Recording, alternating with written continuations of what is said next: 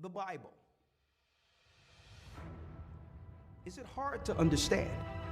When it comes to reading the Bible, the first thing that comes to mind is the fact that this is the Word of God.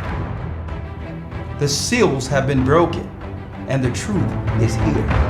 And when we go throughout the scriptures, when we go throughout extra biblical records, we find that the language that God employed, that He used to create the heavens and the earth, was the Hebrew language. Christ said, I came for the lost sheep of the house of Israel.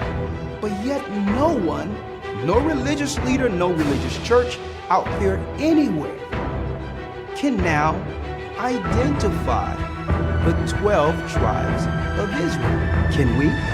God is quite simple, but it seems as if man makes understanding Him hard. What are those mysteries? The truth of your book and the truth will make you free. The Hebrew and Bible Academy, you're invited.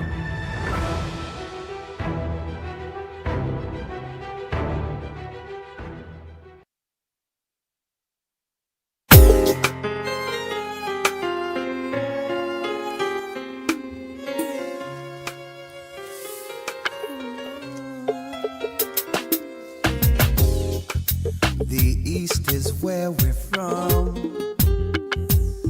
Come on in. 12 tribes of Israel. Shalom, shalom. In 721 BC, the Assyrian king, he took us down, we fell. Hit the like button. Come on. With a great escape, we went through the Euphrates.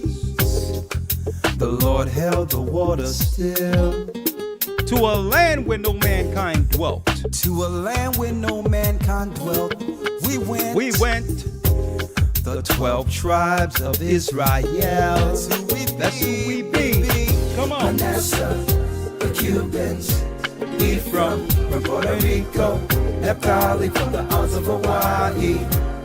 The Lord is calling back Israel. Shalom, shalom. How are you? The North American Indian. Hit the like button. Simeon, the Dominicans, our highest gathering Israel.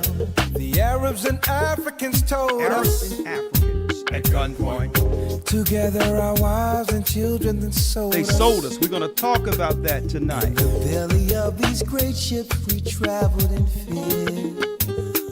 By the rivers of Babylon we found our brothers here. A higher gatherer in Colombia, Reuben from Australia, Issachar, the Mexicans, a highest gathering in Israel, the Negroes, Benjamin the West Indians, Levi the Haitians. a highest gathering in Israel.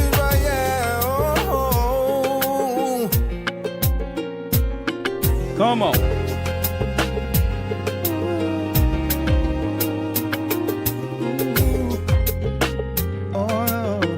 Oh, yeah. Come on, hit the like button. I'm bringing Lawyer in. Asher, come on. Asher in Colombia, Reuben from Australia, Issachar, the Mexicans, that's who we be, Judah, the Negroes, Benjamin the West Indians, They are. Levi, the Haitians, Manasseh, the Cubans, Ephraim from Puerto Rico, Naphtali from the islands of Hawaii. The Lord is calling back Israel. From Panama, the North American Indians, Simeon, the Dominicans. What he's doing? Our highest gathering Israel. That's right, brothers and sisters. The Most High's gather in Israel.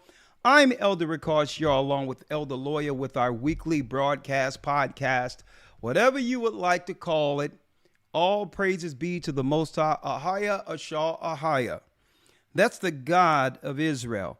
That's the name which have been hidden for ages and generations from the general public. Okay?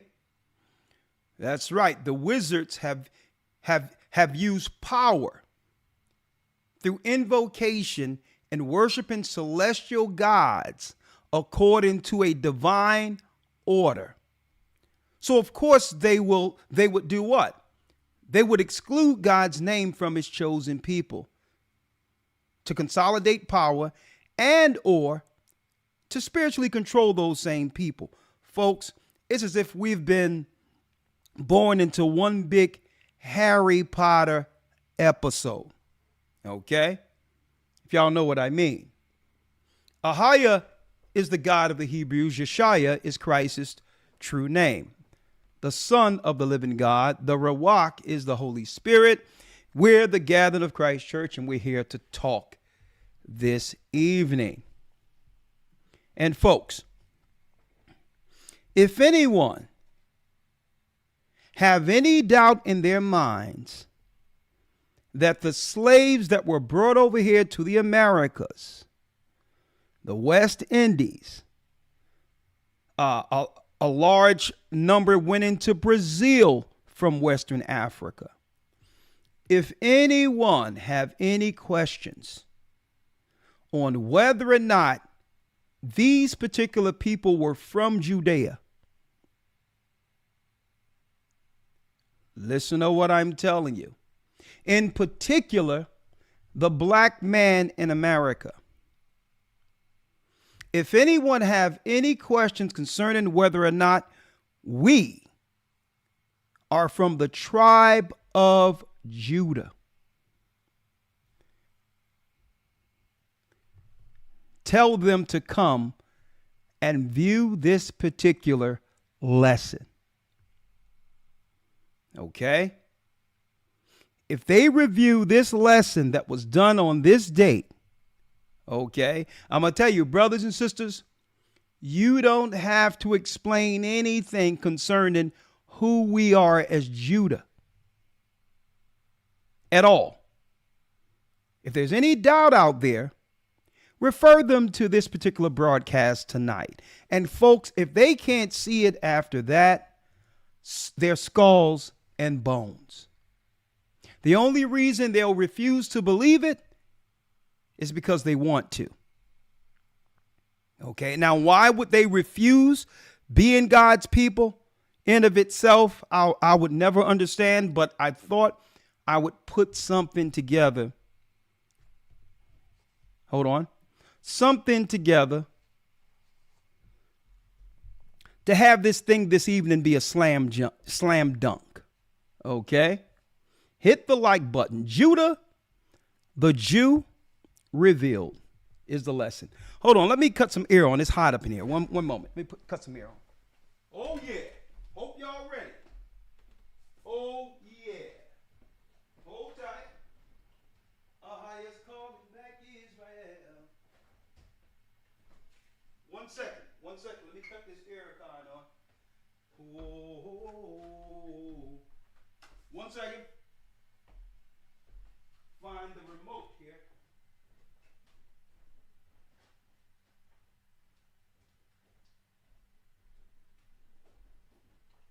All right.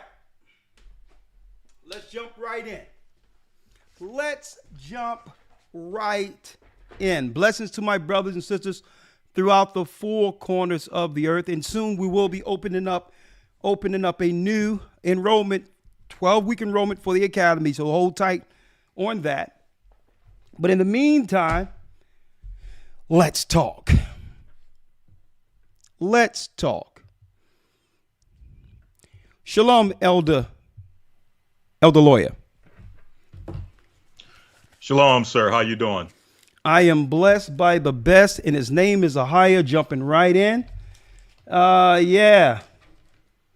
This weekend, Elder Lawyer, last weekend in particular, it was a sight to behold, huh? Oh, yes. Oh, yes. Definitely a beautiful event to be a part of. One of those moments, one of those unforgettable. We will never forget these moments. And you know what? What I think about Elder Lawyer is the lasting memory events like this will leave on our children. Right. I thank the Most High that they're not going to have to navigate through the lies we had to. Okay. And to be raised Israel from the womb is a gift in of itself. And they have memories that will take them all the way into Zion. I'm speaking of the children and those who are a part of it. Speaking of that, before I jump into this, Elder Lawyer, real quick, I also wanted to thank again all those who attended, as well as those who purchased virtual tickets. Like I said, Monday, we had an issue in the last moment where they weren't allowing us to stream. So I just put it out free on YouTube. Many people stated that they don't want a refund or whatever the case is. But we're not trying to make this, a thing. Okay. So what we're going to do is we're going to refund everyone back all together who purchased tickets. Everyone who purchased virtual tickets, you'll see a refund. Okay. Mm-hmm. And if you decide you want to take the amount for the virtual tickets to send as an appreciation for us giving it to you all for free, just go to gatheringofchrist.org and just put in under the donation for the church. It's an offering for the summit or event. Okay. We're not trying to make this a tedious task going through who would like a donation back or who wouldn't. But I'm like, listen, just donate everyone back. And listen, it was a gift to us, gift to you all from the church anyway. Right? Hold up. I think this is Gocc. Okay. We can't have that. Can't have that. Hold on. No, we can't have that. Nope, we can't have that. All right. Some people's bothering me. Okay. That wasn't Gocc. All right. So again, we're going to refund it all back. But if you appreciated what we've given you, you can always go to gatheringofchrist.org and pay for it that way. And just say we donate to the church. All right. Because some people want to donate. Hold on. Some of us want a refund, others don't. And we don't have time to be going through hundreds and hundreds of people. Okay. So we refunded everyone back. And those who appreciate what we've done or whatever the case is, you don't have to, no pressure. Go to gatheringofchrist.org and you can donate that way towards the summit if you appreciate it last weekend. Now, jumping right on it, Elder Lawyer. Let's talk about it. Thank you, AC, and all those who participated in the summit. But I just wanted to real quick go over some of the visuals. Some of the visuals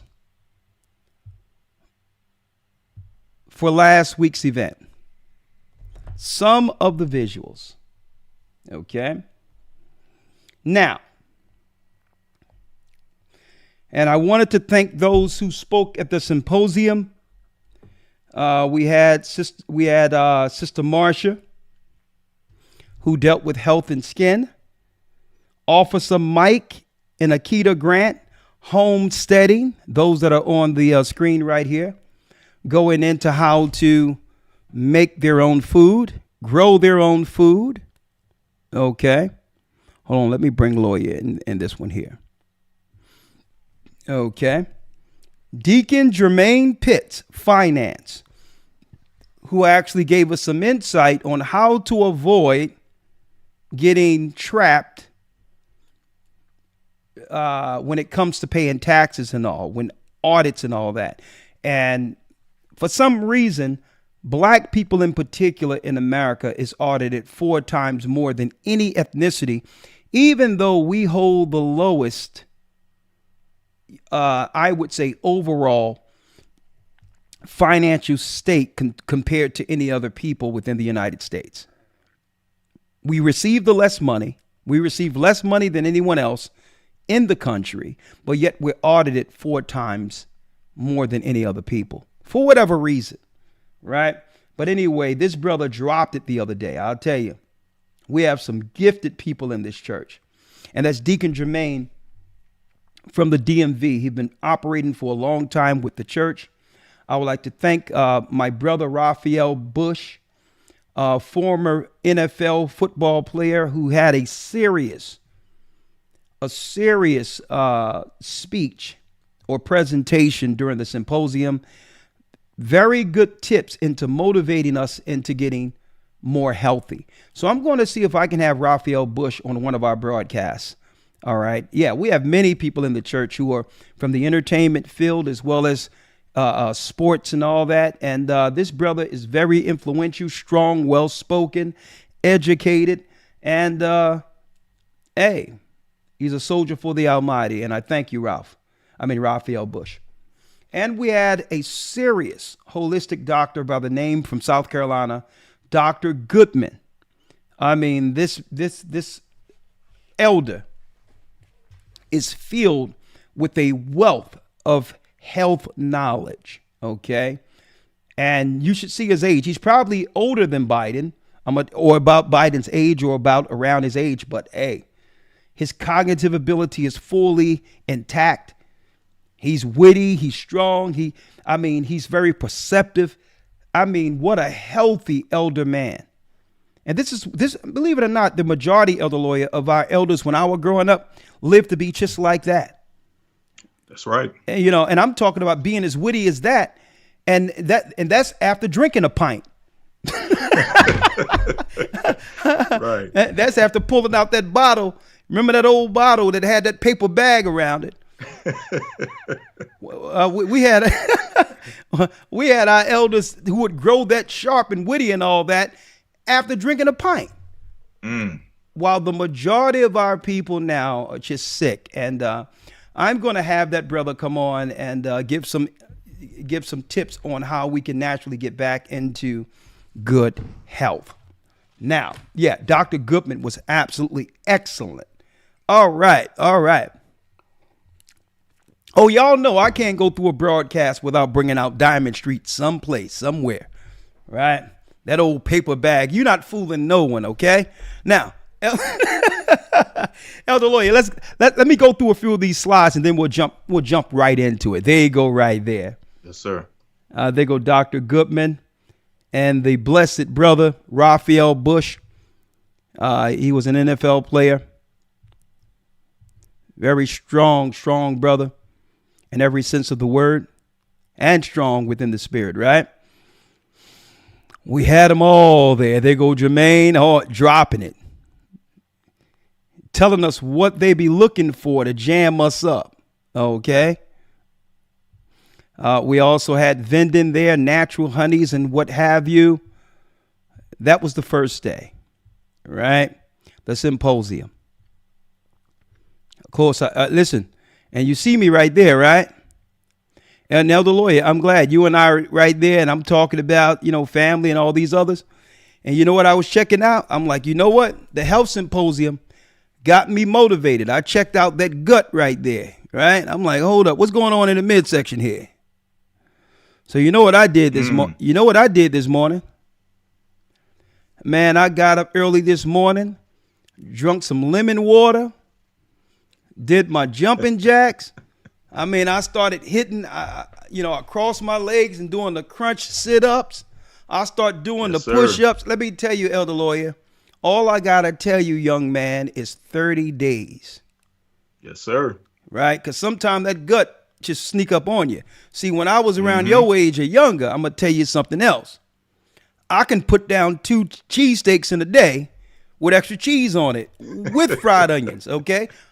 But guess what? Right. I would go play a few games with roughouts in the schoolyard, 2 full court games, right? Drink a lot of water. I was thin as a pencil.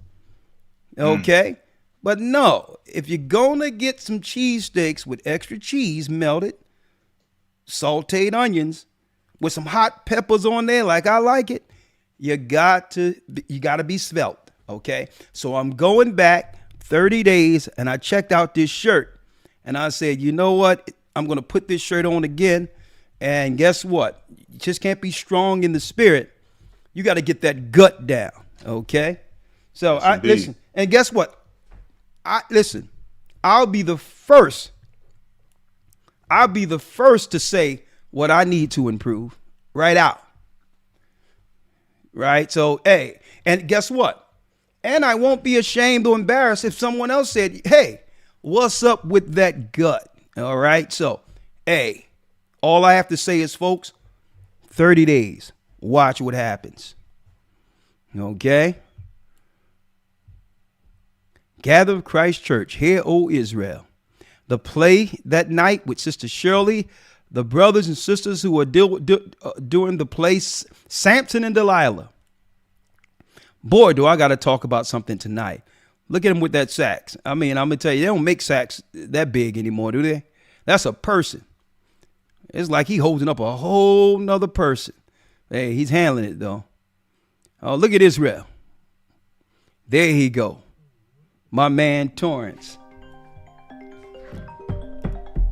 Hold on, let me cut this phone off. That's what I'm gonna do. I'm gonna cut it off. How about that? Hold on, Elder Lawyer. I'm cutting this thing off. 1 second, folks. I got this new iPhone. I have no idea how to turn this thing off. Hold on. And that's another thing. I'm going to talk about this technology in a minute. There we go. Power off. There it is. Good. Brother Torrance, who arranged the band all weekend. Great job. Elder Lawyer, of course, you're there. Look at the Young Bucks. All right. The performance, the brother from Benjamin and the other brother that was up there from New York, man, they tore it down. Look at Israel. Raphael. Look at this. Look at this here. But anyway, Elder Lawyer, let's talk. Let's talk. Right? Let's go into it. If anyone have any questions about whether or not we, black people in America, are from the tribe of Judah, and that the Haitians and the Jamaicans from the West Indians, if you have any question that they were also a part of Judea. Because believe it or not, when the kingdoms were split into 721 BC, the southern kingdom stayed in place. Judah, Benjamin, and Levi. 3 separate tribes who stayed all the way up until the time Christ and the disciples came on the scene. Right? And they were called Judeans. Sometimes they're called Jew for short. But it seems like after the war, the Europeans warred against our people in 70 AD, Jerusalem, we lost that knowledge, right? And there's a lot of questions on whether or not there's any truth, Elder Lawyer, to blacks being from the tribe of Judah. Therefore, when we hear people like Kanye West, and I'm just going to play a part of this. When we hear Kanye West and others state things like this, fair use for educational purposes only, fair use, okay, religious use only. We're here to prove a prophetic point according to our religion, okay? We're not making anything financial off of this.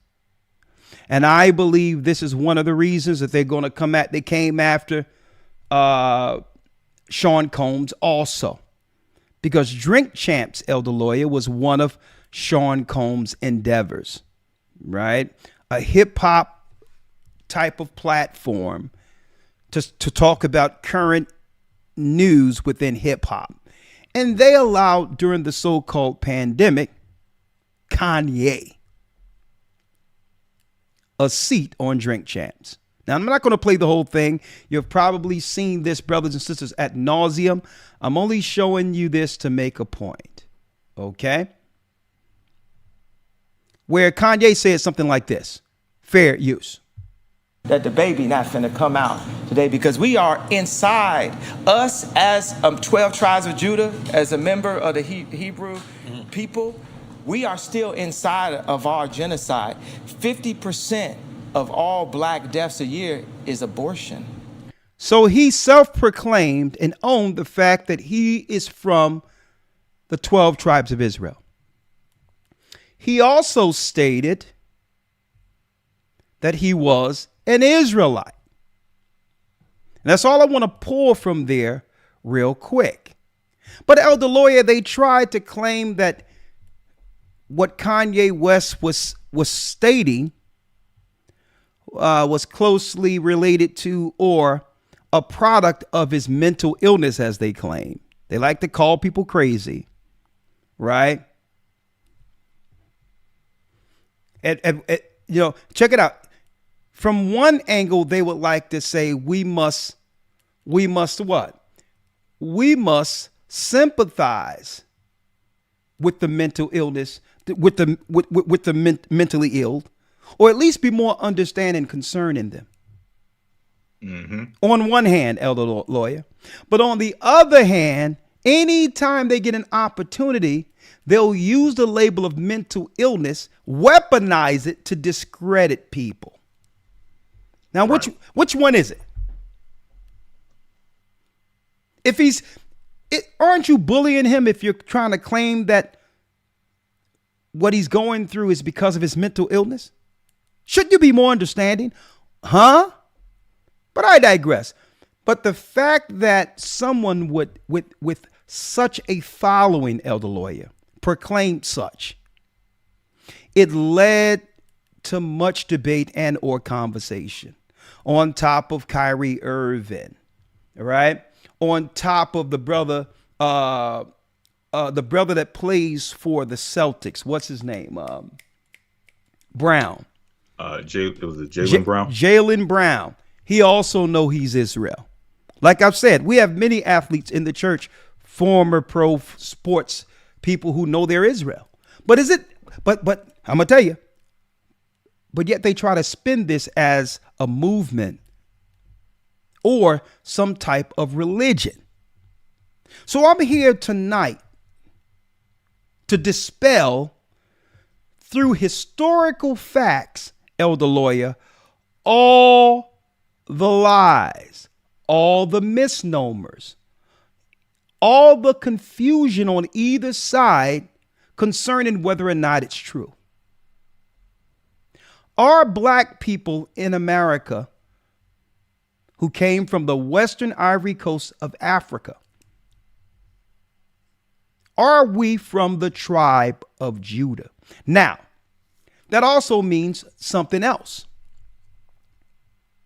If we met our brothers here, the 10 tribes who were here before us, they came here almost what? They was here almost a millennia. Matter of fact, well before that. They were here almost a millennia before Christ. Centuries before Christ came on the scene, the North American Indians and all that from the 12 tribes were already here. Right? So through extension, being that our people were here first, by extension, this land before the Europeans came was given to us. When you go in 2 Ezra 13 and 39, that's right. This land by extension belongs to the 12 tribes of Israel. It was taken because the Bible said that eventually they would come as quick as the eagle flieth and would take down the 12 tribes of Israel for sin. Right? So the conquerors came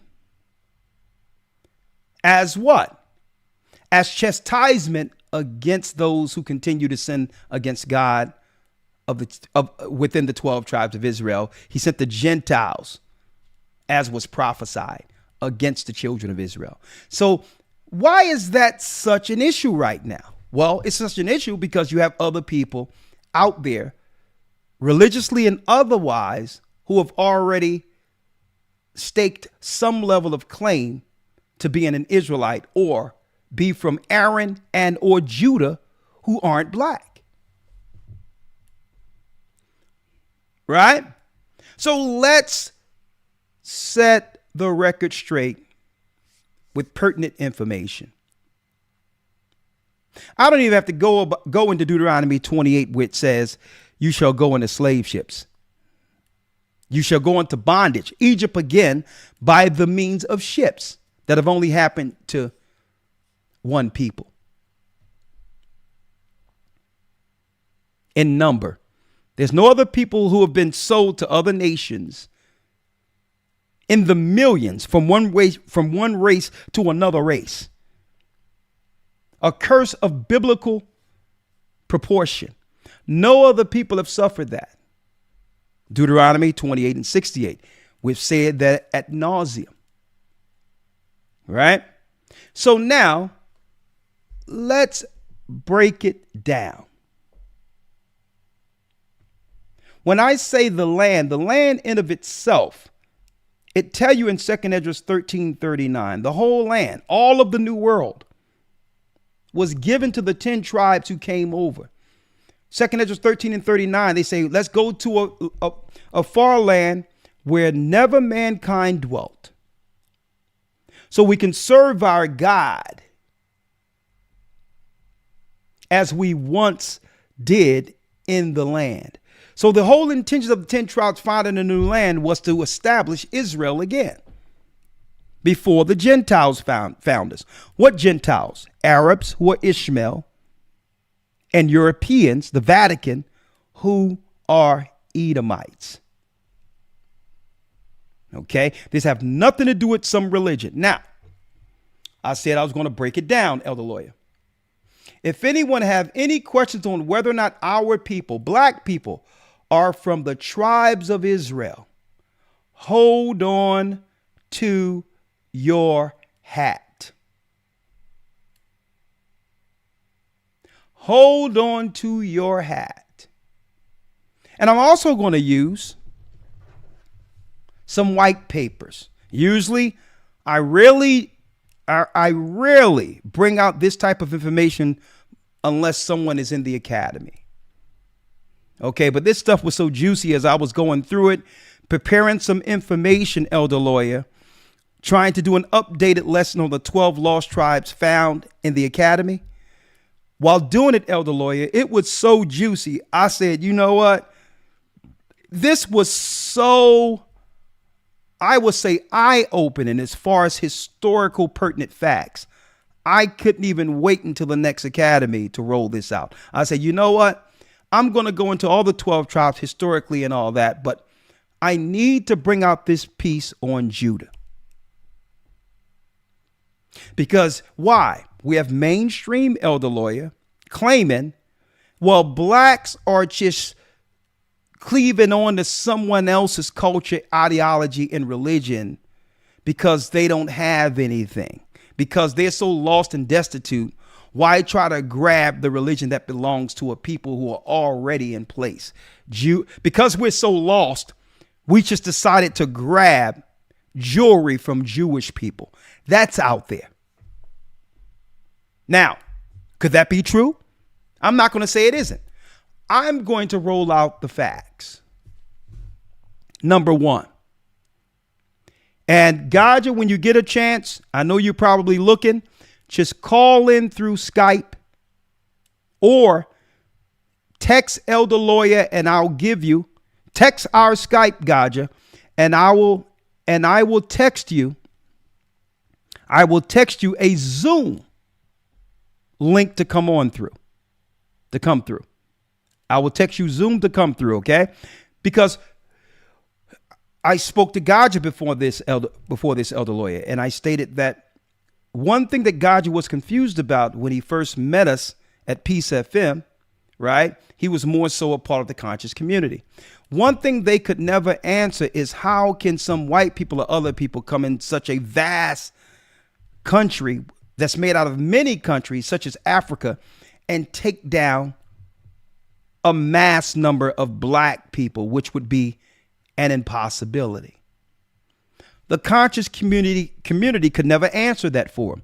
The only thing they talk about is we were great in Egypt, we was great in the Mesopotamian area, and now we're slaves. Without any type of reasoning or insight to how such a great people fell to such depths. They'll never be able to break that down. So if you're in the conscious community, we have the answer tonight. And since Gocc first posed that particular issue up, if you have the opportunity, Gocc, he's right now and he's in Jamaica. Just come on in. Let's talk. Okay. Now, let's jump in. Let's start here. Was Kanye West, was he just, imagining things when he claimed that he was an Israelite? Right? Is there any facts out there historically that can actually corroborate Kanye West's assertion or claims as an Israelite? Not an Israelite through religion. Well, let's go. Let's go here. What do we have here? See, I like to go, brothers and sisters, and I originally,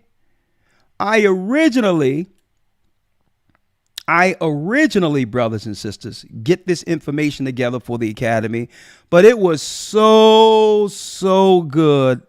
I couldn't hold this back for another month or two. Okay. Library Elder Lawyer of Congress. You know how we do it, right?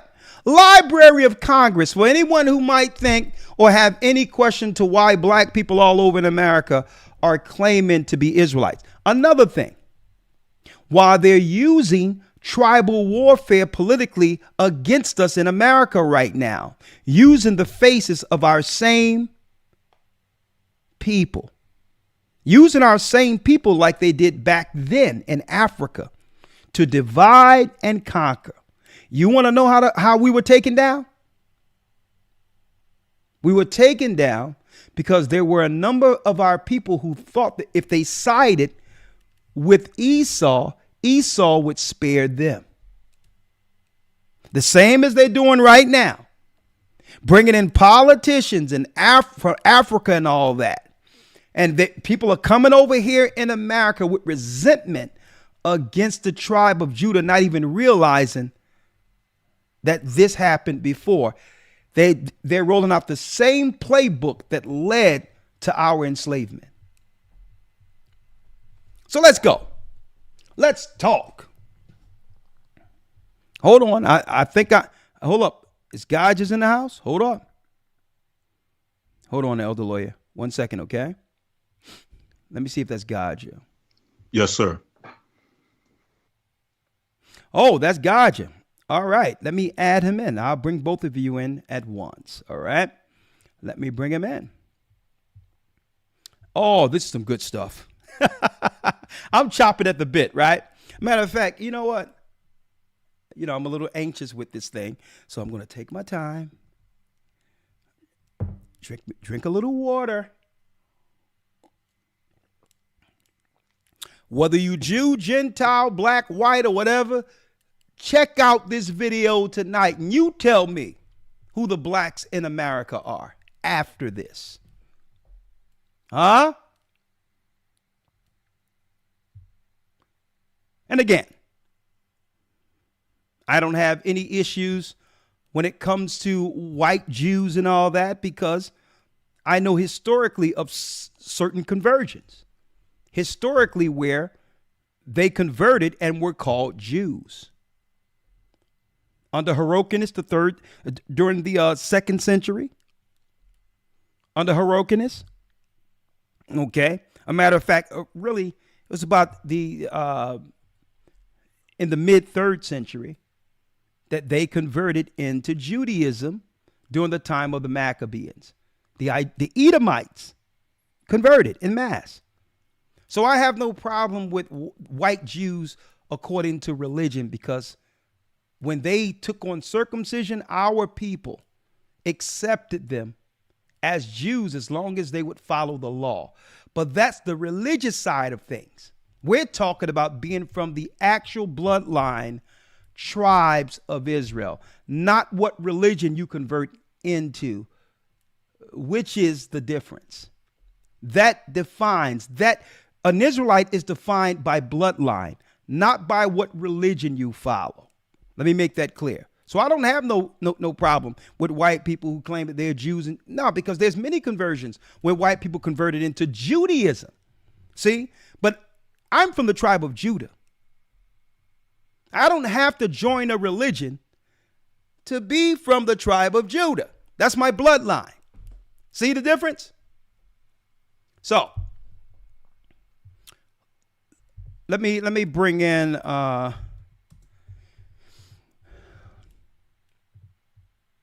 hold on, Elder Lawyer. Let me bring in Gocc. All right.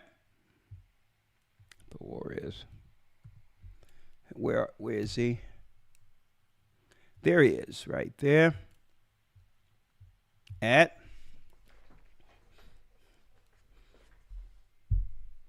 You know, I have some books. I got a lot of stuff beside me right now. Let's go in.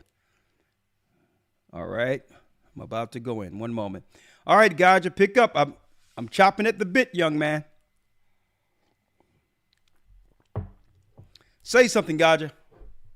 Shalom, shalom. Can everybody hear me? Say that again. Shalom. Sound check. How am I coming in? Can you hear me? Yeah, I can hear you, but cut your volume up if you can. Yeah, I'm on top volume right now. Okay, well, that's good enough. Y'all can hear Gocc, right? Let me try and get a bit closer to the mic. Yeah, get closer to the microphone if you can. There you go. We have Gocc in the house. Better? That's better. That's fine. Now, Gocc, if you will,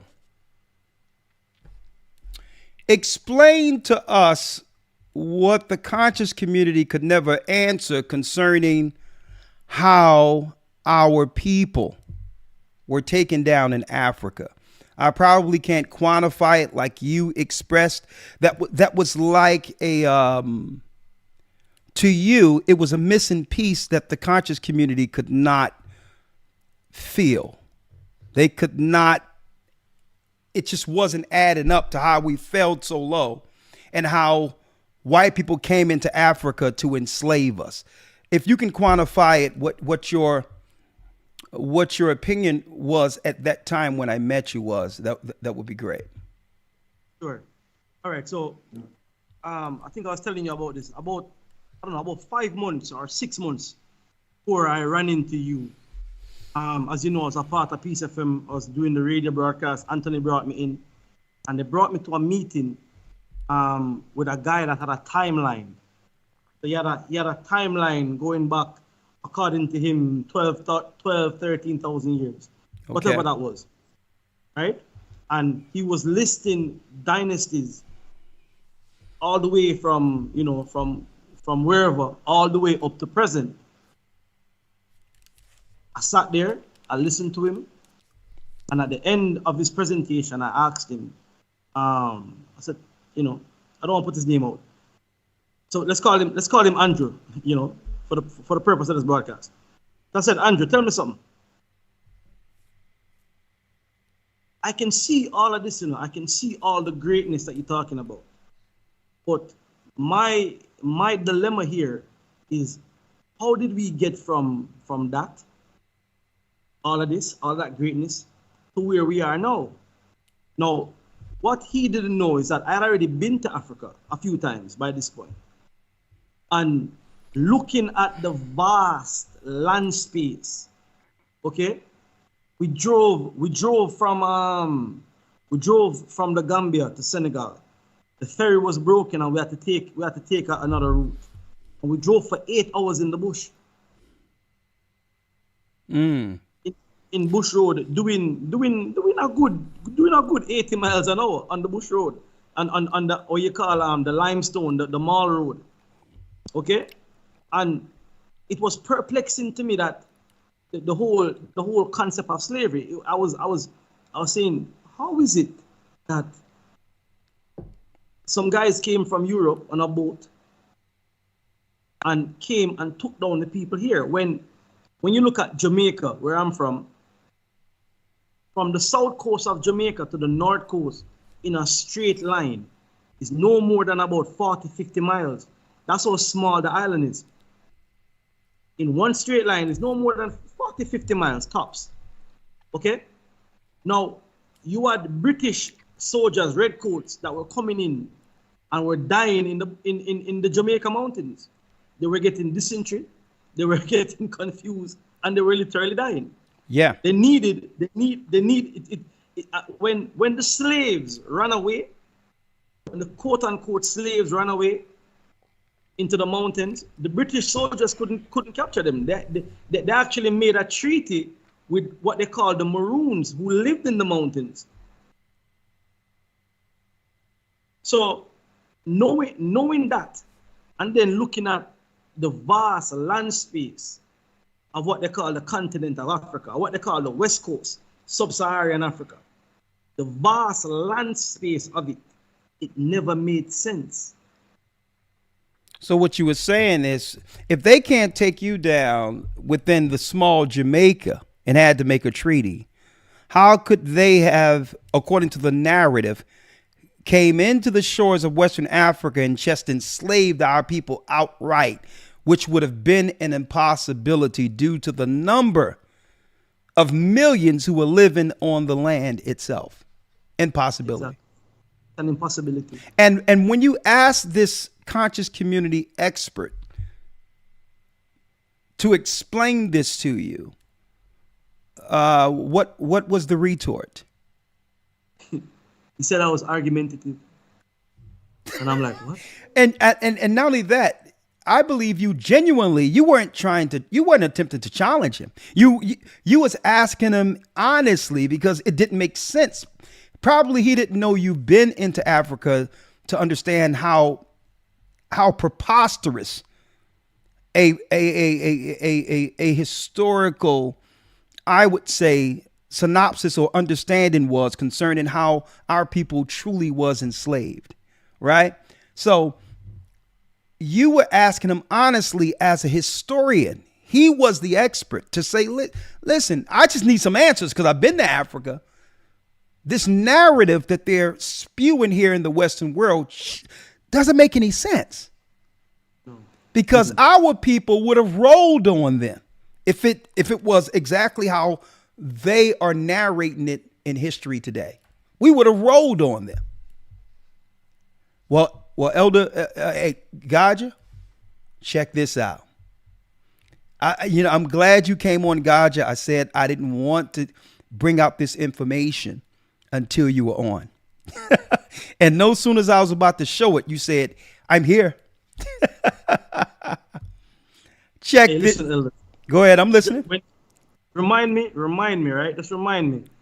Tell you what was going on with me before you actually called me, before I came on, before like this week, they've been something crazy.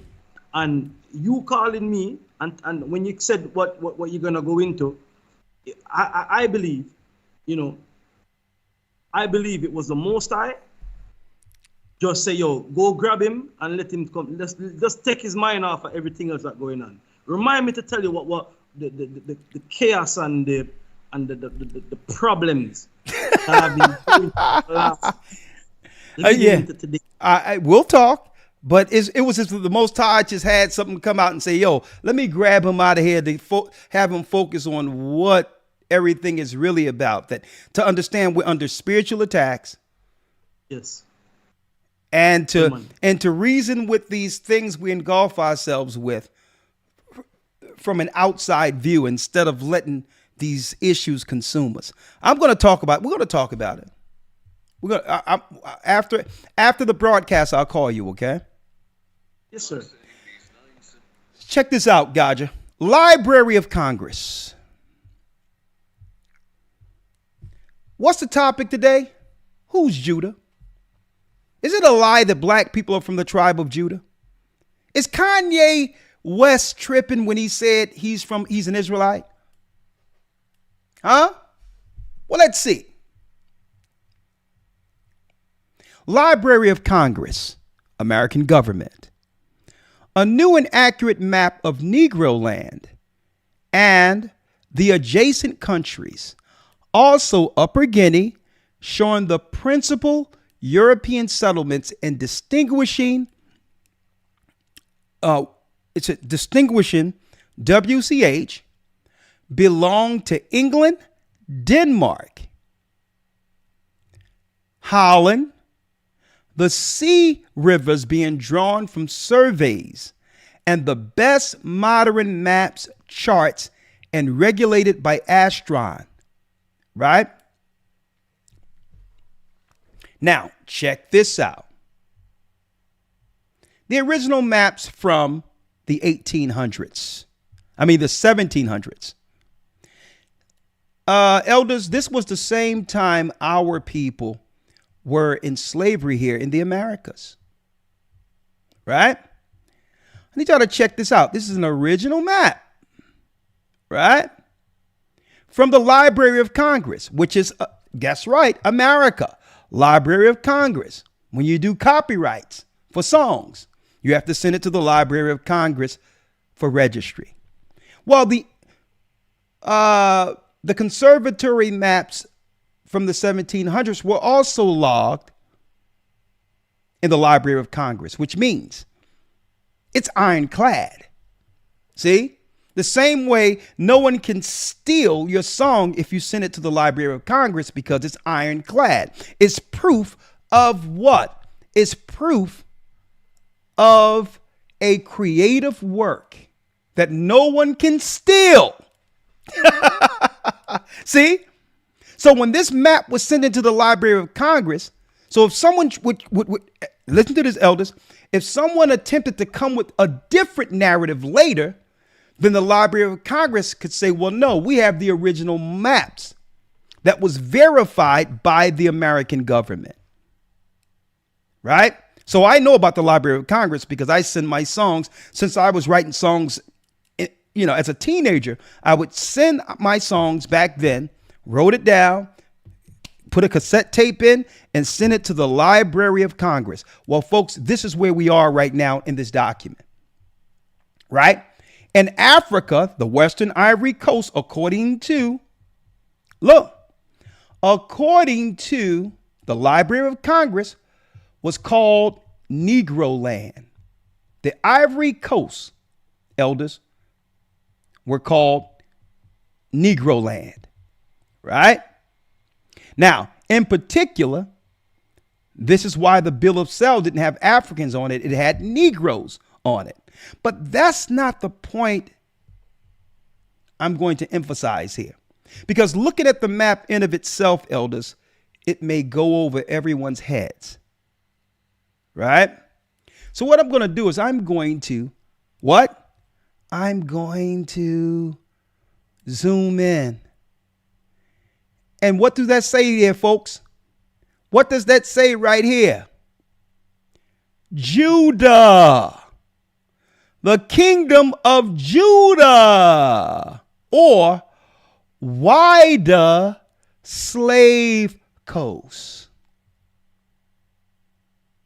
Now, hold up now. Woo! Kanye West, y'all better look at this because now you don't have to. You have the historical facts that's documented in American records within Washington, D.C. Right? Now, see, I'm going to marinate on this for a second. I'm going to sit there, let this thing marinate. I'm going to just let it stay right there. Marination is necessary. Okay, I'm going to drink me some water here.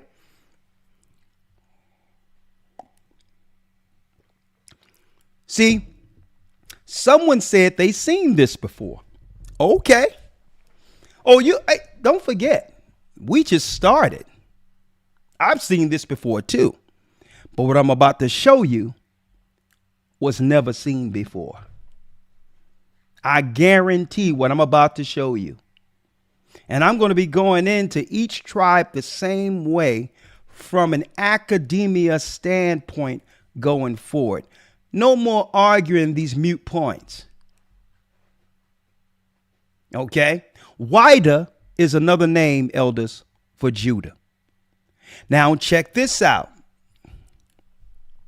Real quick, elders, if you will.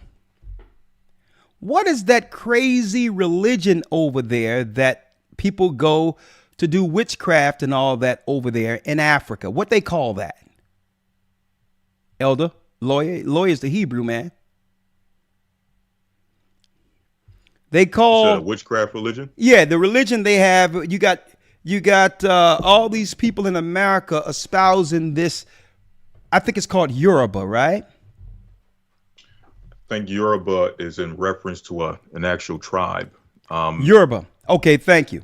I forgot what type of religion they deal with. You got a few. You got voodoo. What's the other one they got Hoodoo? over there? Hoodoo. There's another one in particular. Hoodoo. I mean, you got so many juju. I mean, you got so many different names. Juju. Yeah. I'm going to go into that in a couple of minutes. Elder. They be tripping. This is why the Most High sent Esau. We jujuing and hoo-hooing and everything else instead of coming back to the Most High. But how many of you knew? Yeah, Yoruba is a tribe. How many of you knew, brothers and sisters, real quick, that Yoruba is a corruption of the name Jacob in Hebrew? The Yoruba tribe is a corruption of the name of Jacob. Others asserts that Yoruba is from Yorubiel, the people of against Baal, the people who was against Baal, the god the Gentiles worshipped, right?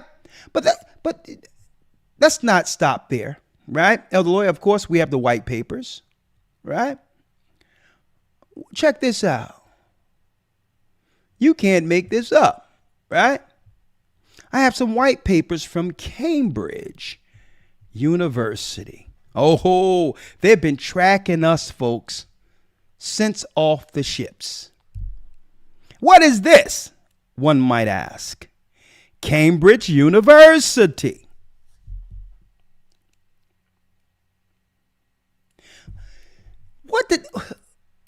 What is this, pray tell? A neglected account of the Bohemian conquest of Wida, 1727. Wida is another name for Judah, the conquest against Wida. The relation de la Corée de Judah of Seringard of Nantes. Now, some of this, Elder Lawyer, is in French. How they got the Benin or the Dahomean tribe.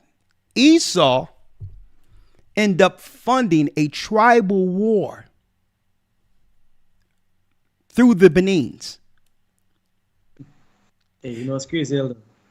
Oh, I'm gonna let you go, Elder. Elder, I'm gonna let you fly. I'm gonna be quiet as soon as I say this. They leveraged our own people against us in Negro land. The Dahomean tribe, whose Benin were financed by the Edomites to undercut us at every turn. That was the last stand in Africa in the mid 1700s of Judah. We stood as a kingdom within West Africa as a tribe of Judah until this internal warfare happened in Africa. But hold up, I'm going to chill right there before I bring the proof. But yeah, God, I'm going to sit there like marination is necessary. I'm going to slow walk this, okay?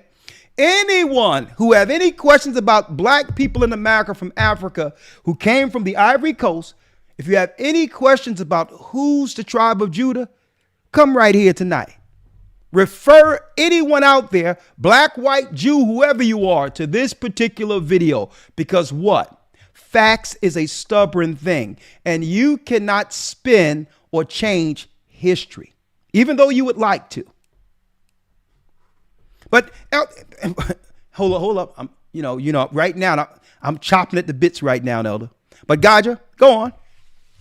No, I was just about to say that the Dohemini, or the Benin Empire, my government name was named after a king of Dohemini, and they started the slave trade. Over there, I have that history. My government name was named after him. Your government? Yeah. What government in particular? Talk to us. Insight. No, my government, the name that's on my birth certificate was named after the Dohemian king that started the slave trade, that was funded to do it. I have that history.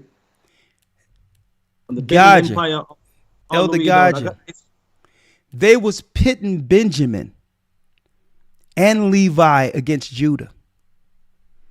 And that's what they're doing right now in America, by not allowing black Americans to progress financially, attacking anyone who's born from the tribe of Judah, and now are leveraging us off politically by doing the same thing they did in Africa, funding one side of the people against the other when we're all from Judea. They did the same exact thing in history, elders, and I'm going to prove it. Okay? Okay, there it is. Okay? This is greater than a receipt. Right? We're going to bring an invoice right here, huh? Let's do it. Cambridge University, right? All this paperwork from 1727 on how these same particular people from who was under the Library of Congress, Europeans, would fund the Bohemian conquest against Judah, or Wida. They want to call it Wida, but it's really Judah. You can see it. Actually, they're saying the name right in French, but won't allow it to be spelled correctly in the English, the Wida tribe. Wida is another name for Judah. Now let's get into the meat of this, going all the way down, right? And as you can see, a lot of this is in French, right? Look at this French, the text. Relation de la Guad de Judah par les Suguar, Rengar, Capitan. See, you know what? And you know what?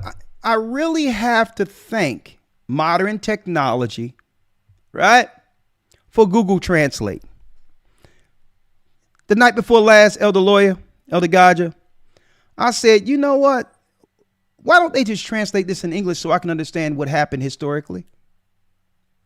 So what I did, I went to Google Translate and say, let me translate this from French to English. Right? Here's the actual white papers from Cambridge University, as you can see it, in French. And I went to Google Translate, typed it in. Check out what it says, elders. I anchored in the harbor of Judah. It's telling you they came into our harbor in Africa, but not Africa. I anchored in the harbor of Judah on March 3rd, 1727, where I found French ships, 2 English, 2 Portuguese. A few French officers having come on board informed me that this country was threatened with an upcoming war by a black man named Dada, faithful of the country of a home, and whose name we have given him. This Fidelik depended on the kingdom of Fuin, which he conquered. It is which forced all inhabitants to take refuge here, where the large part died from lack of food, and others was sold by the avarice of those who paid no attention. Where does good come from, provided that have it? And the most much it comes under from plunder. These unfortunate people sought a bad dispute affecting their Debroy, who is a snake of type of Lambry, that they adore for succeed in their goals. They accuse their poor wretched's dam for having taken one away to sacrifice it to their God. So, folks, I'm going to tell you, let me go to the elders real quick. Check this out. Gaja, are you listening? Yes, sir. I'm going to send this to you. You don't got to read it now. I'm going to send it all to you. Okay. Do you know that the tribes that they were using against us, it wasn't just about the financial gain for the Benins and for the others?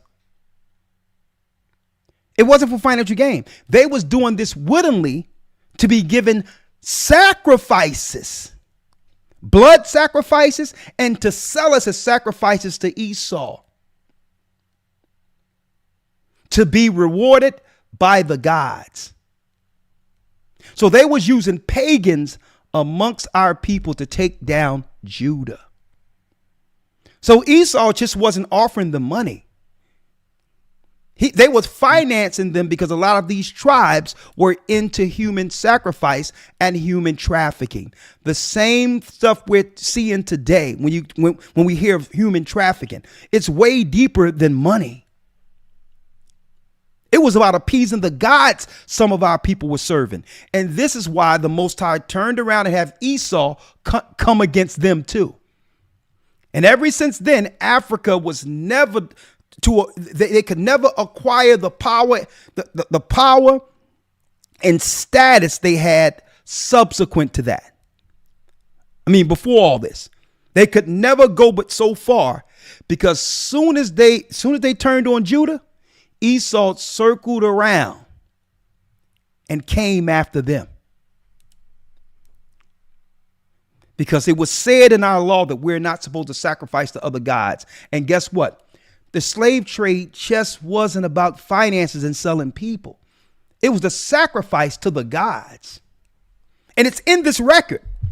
It's in Cambridge record, folks.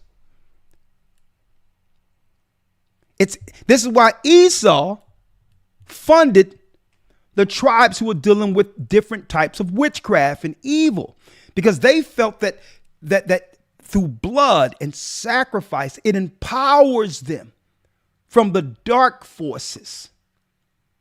It empowers them above mankind when they get source from the gods. And usually it takes a pure sacrifice, or the greatest sacrifice for all pagans is the blood of Judah. The blood of Judah is the greatest sacrifice. That's why they've aimed deleting babies predominantly in America against the black woman, because that's the greatest sacrifice. Hence the reason they celebrate at that castle in Africa. You think it's there to mourn or to commemorate something, to show some history of our slavery. Nah. That's just one angle. That's how we view it going into what they call it, the road to no return, or the castle of no return, and whatever they call it. Nah. But Elder, yeah, talk to me. when you see it, Elder, when you see the castle, you know it's not about that. When I went there, it wasn't about that. It was, it's like this whole the movement of Judah, Benjamin, and Levi from the west coast of Africa, putting them to fight against each other and bringing them over to the Americas. It was a genocide attempt. We weren't supposed to survive it. I know. That's why when the Bible says you shall be a sign and a wonder, it's a wonder how we survived. We shouldn't have survived that. It was a genocide attempt. Yeah. So seeing this now, hearing this part of it, I'm not in one bit shocked, surprised, amazed. You understand? Oh, your volume went out. Your volume went out. Your mic. Go ahead. You said you're not one bit surprised. Go on. Not one bit surprised, because it was a genocide attempt. They know, they have the records. If you put these people into witchcraft, then they are opened up for possession. Their protection goes away. It's out. So if you put them into witchcraft and fund them for child sacrifice and murder and all that, then you can take them down. That attempt was to kill them. When I look at it, when I was in Ghana and I saw the slave castles, looking at it gave me a different perspective of Jamaica and the Caribbeans. All of this is a farce. When them said them setting up governments and having people to vote, and this is nothing. This is a farce. Okay? This is one of the greatest illusion hoax on the earth, because you are not supposed to be alive. You are supposed to be dead. We tried to kill you. We came after you with all we had. You are supposed to be dead. It was a genocide attempt that they're wondering why it doesn't work.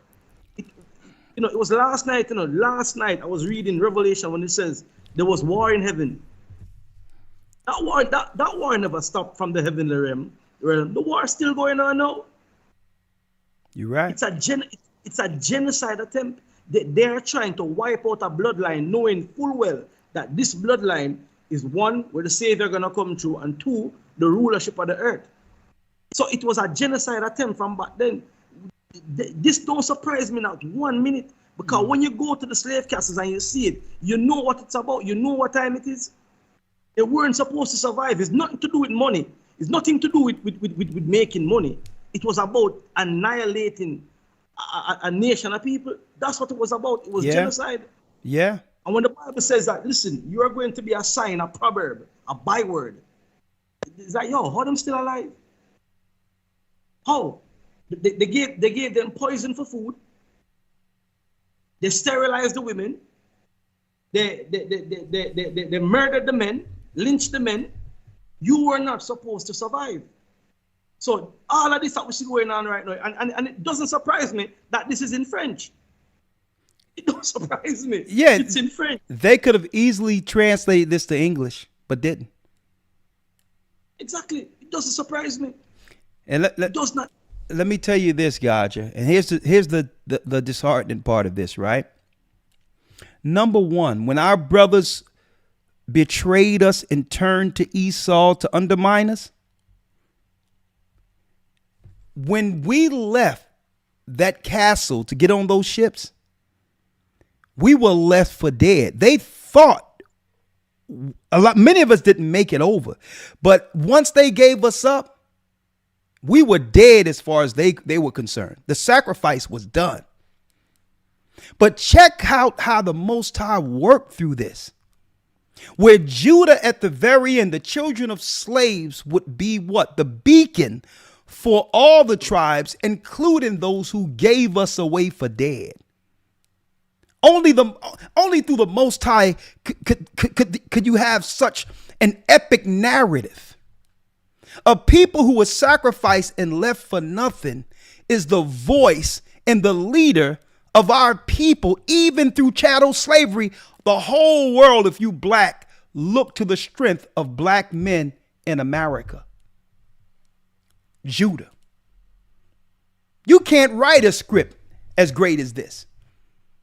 And then on top of that, even though they left us for dead, we come back as what? Just like Lazarus, rising from the ashes after being dead, to baptize and to forgive the same brothers who betrayed us.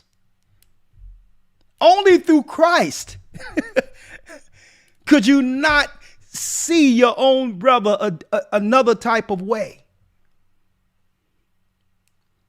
I'm going to tell you, only through Christ that we have to look back and say, you know what? We still love you. Come back. Proclaim it to the earth. Because just like Christ rose from the grave, so did Judah. We were left for dead. And look, and check it out, Lord, Gocc. You somewhere in a conscious community from Jamaica, and Judah shows up from America. Mm-hmm. As was prophesied out of the Bible. You can't write a greater narrative than this. But go on. No, I'm saying it's the same thing, even with the Messiah. The Messiah was betrayed by his brother. Yeah. Came back from the dead to save everybody. They spat at him. You get me? They ridicule him. They chose Barabbas over him. Oh, he's back. Same thing. That when we went to Ghana, we did the baptisms at the slave castle, and that's what we said, that we left here as captives, and we're back as liberators, but not the type of liberators that they would think coming with guns. Hold up one sec. It's the rain. Okay. Well, I know how it is in Jamaica. It's fine, but go on.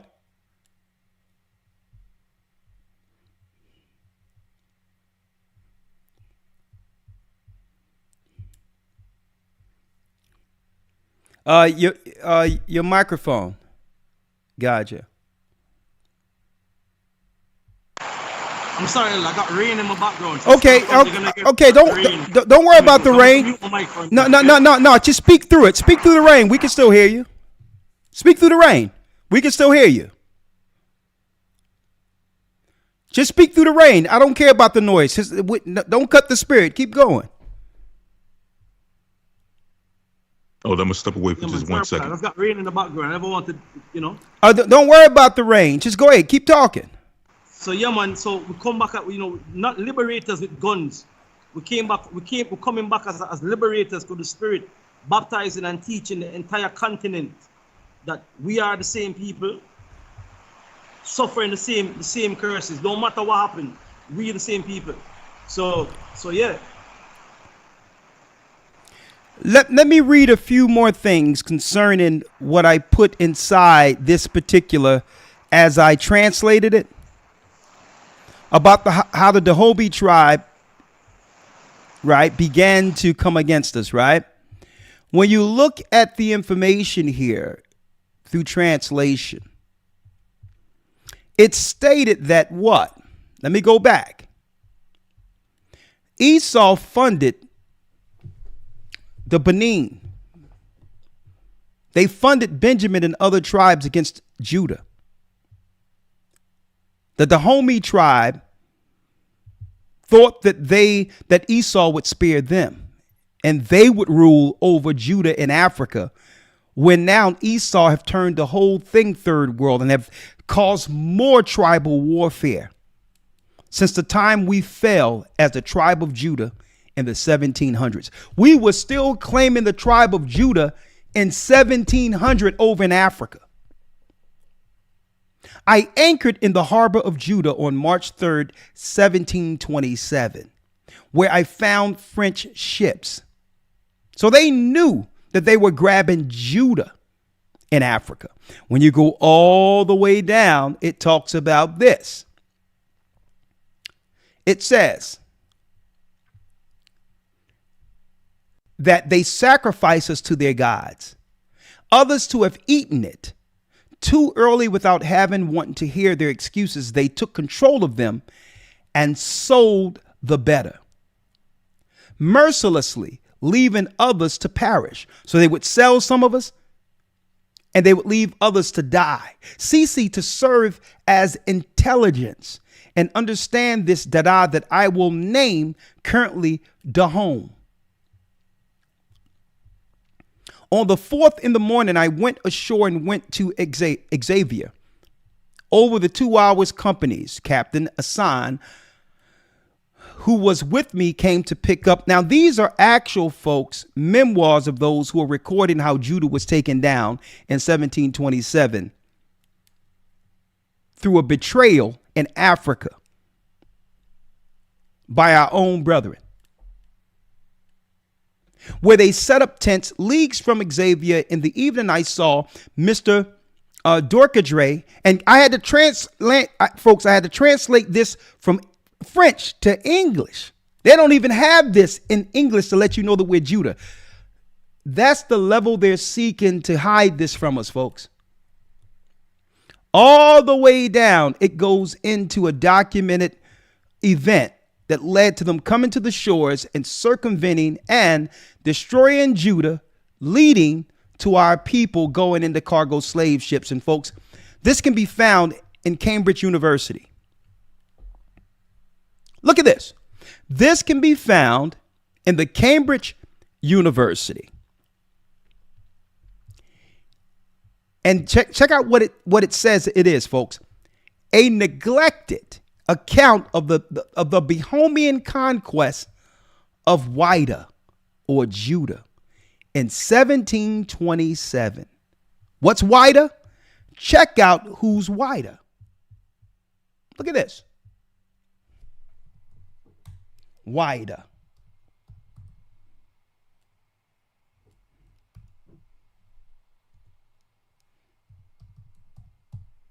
Wida.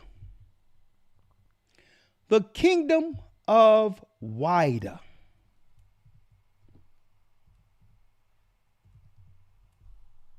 Look at this, folks. The kingdom of Wida, who was taken down by an infiltration in Negro land, which was the Ivory Coast of Africa. Right? The kingdom of Wida. Here's all the names, also known and spelt in the literature as who? Judah. Judah.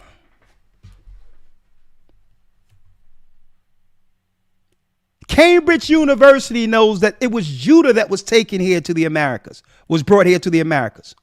Now listen to what it says. Yoruba, which is another name for Jacob. French. Owada was the kingdom on the coast of West Africa, what is now Benin. It was Benin they used to come up against the tribe of Judah. When you look into what? When you look into Cambridge documented memoirs on the actual war when they came up to the coast.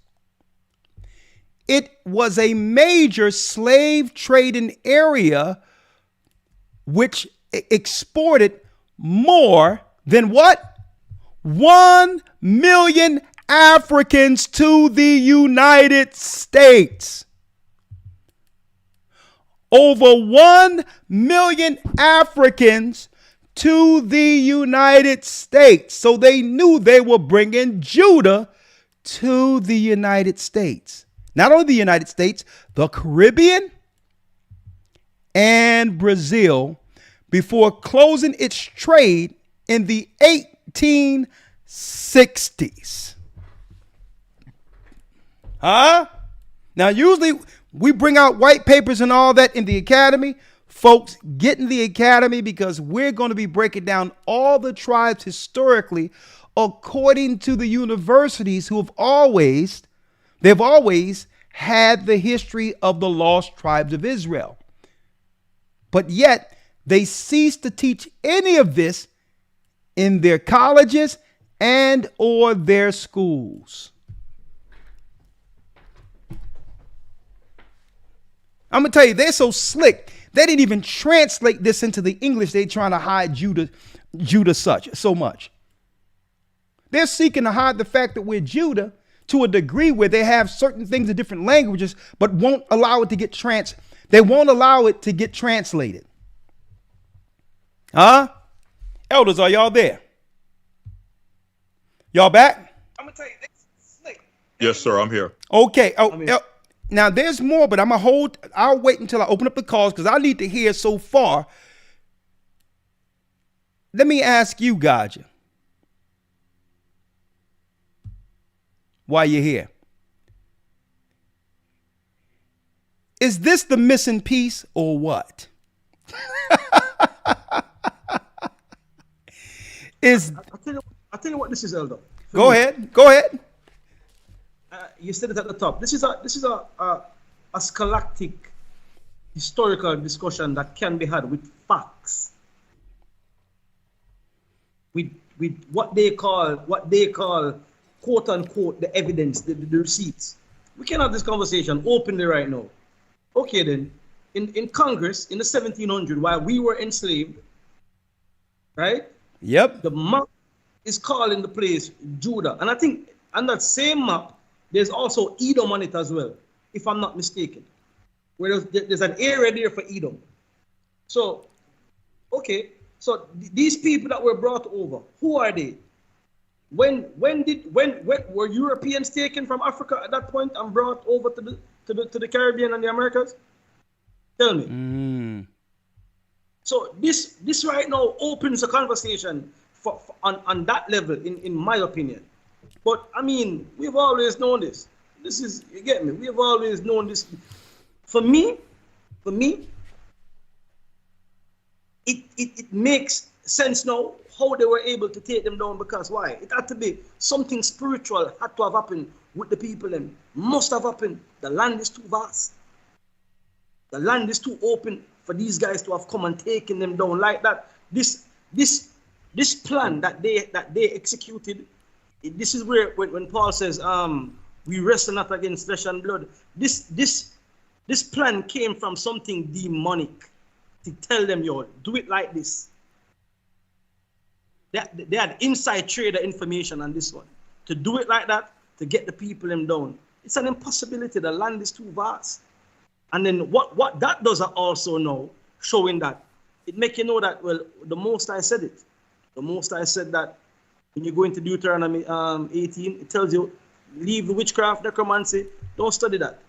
So then Deuteronomy 28, it breaks it down now as to why we're here. Why we are a byword, a proverb. Yeah. You with me? A wonder. Because it was a genocide attempt. I encourage everybody, do it at some point in time. Go have a look. Just go have a look at the place, and you'll see it. You with me? They put over 1,000 of us in a room no bigger than what was it, like 50 by 20, if that big. Over 1,000 men chained up. Let me ask you this. I'm sorry, guys. Let me ask you this.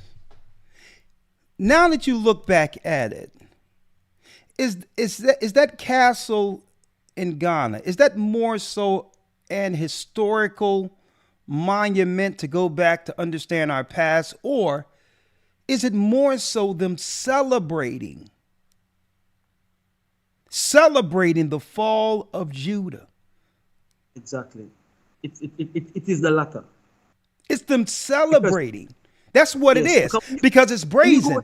Because there's no way I'm going to have and make money off of the degradation, destruction, and death historically. Why would I want that tied to me currently, historically? Right? I would never be able to say, okay, here's the place where my grandmother was dragged and killed and taken by the white man and sold, and our sisters were raped and all that, and our mothers were taken away, left for dead. Why would you even have that there if it wasn't some type of dark power they gained from that? I'm going to tell you, that's craft at its highest. That's craft. It's a satanic celebration for the fall of Judah. I'm going to tell you what that castle is. It's a monument. It's a shrine in celebration. But I'll tell you what. Go ahead. I'm just remembering, as you're saying it. There's actually a shrine in there. It's a sacrifice to Baal. When you go down into dungeons, there's a shrine in there, and the smell of blood is still there. Shame. And when you walk on the floor, the floor is not bricks. The floor is a human excrement. And it's still there. Like you can feel the vibe. You can feel the vibes. It's still The inhumane spirit. I mean, but let's get off that for a second. Let's deal with it from the academia historical standpoint real quick, right? Now, we're no longer just arguing this from some religious angle. Now we have the historical proof as well as white papers to prove that they know that the blacks that were taken from the Ivory Coast of Africa into the Americas were from the tribe of Judah. They try to hide it by what? By saying, well, yeah, it was the kingdom of Wida. Right? Wida is another name for Judah. Or they'll have the accounts when they funded one side of our people against the other. That's right, folks. They have the accounts, but they will only show it in a different language outside of the language Judah predominantly speaks, English. I need y'all to, and guess what? And I'm going to tell you, you know how I know I could find this, elders? Because the Bible tell you in the book of Obadiah, the pride of Esau's heart has deceived him. Esau wouldn't do none of this without having it what? Documented. Because that's just the way he is. Even for his own understanding of Israel and Judah, everything Esau was a part of, how he was able to trick our brothers and continue to trick our brothers and sisters to undermine one another.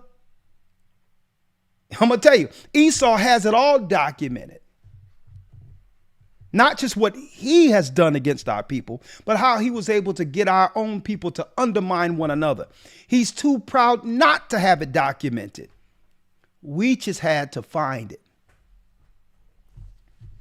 And I'm like, hold up, man. I need to find that peace. I need to find that peace between Africa and America. Because I know these colleges, someone has it. And I was up the other night and I'm like, and I went into this information. I'm like, oh my goodness. Wait till I break down the 3 tribes in Africa. Because I predominantly dealt with the 10 tribes here in America. We're going into the 3 tribes of Judah, Benjamin, and Levi, the southern kingdom in Africa in the next academy. And academia, all academia. Now, look at this. Again, Library of Congress. The Library of Congress, like I emphasized, all my copyrights for songs you must send and get it stamped from the Library of Congress in Washington, D.C. So guess what was sent to the Library of Congress, folks, in the 1700s? A new and accurate map of Negro land and the adjacent countries, also Upper Guinea, showing the principal European settlements and distinguishing which belongs to England, Denmark, Holland, the Sea of the Rivers being drawn from the surveys. These are surveys that were sent and confirmed, stamped in America, Washington, D.C., Library of Congress. So it's just the same way if you send copyrights to the Library of Congress. No one can steal that information because what? It's original creative work with a date confirmed by government. This is what protects someone's work. Well, they sent an original map of the slave trade area. They sent the original map, and it's in Washington, D.C. right now, of Negro land. And that's right. The same areas, folks, in the original map, Washington, D.C., there's the kingdom of Judah, Wida Slave Coast. Now, if anyone try to come on and debate me concerning who we are, I don't care if it's a religious expert. I don't care if it's an historian. I don't care if it's someone who's claiming to be a Jew or Judah. They're going to have to explain this to me. Because this documented in the Library of Congress that what? That it was Judah that was taken from the Ivory Coast or the slave coast of Africa. Judah. The kingdom of Judah, our last stand in Africa before we were betrayed by Benin in Africa. Now, there's more. Before I turn it over, this is why on the bill of sales, folks, on the bill of sales, this is why they didn't put African on the bill of sales. They put Negroes on the bill of sales because the area they were taking us from was named, what? Let's do it again. Negro land. It was documented in America that would be Negro land where Judah resided. And they would bring Judah, the king's blood of Israel, into America to build it. Let's break it down now. That's why they called us Negroes. Negroes for sale will be sold at the public auction at Spring Hill in the county of Hempstead on a credit of 12 months on Friday, the 28th of this present month. 15 young and valuable slaves, considering 9 superior men and boys between 12 and 27 of age. 1 woman about 43 years who is a good washer and cook. Okay, a good washer and cook. 1 woman about 27 and 1 very likely young woman with 3 children. Also at the same time, on the same terms, 3 mules, about 40 head of cattle, plantation tools, and wagon. We were being sold along the lines of cattle, folks. And a first-rate gin stand manufactured by Pratt and Company. Bond with 2 or more approved securities will be required.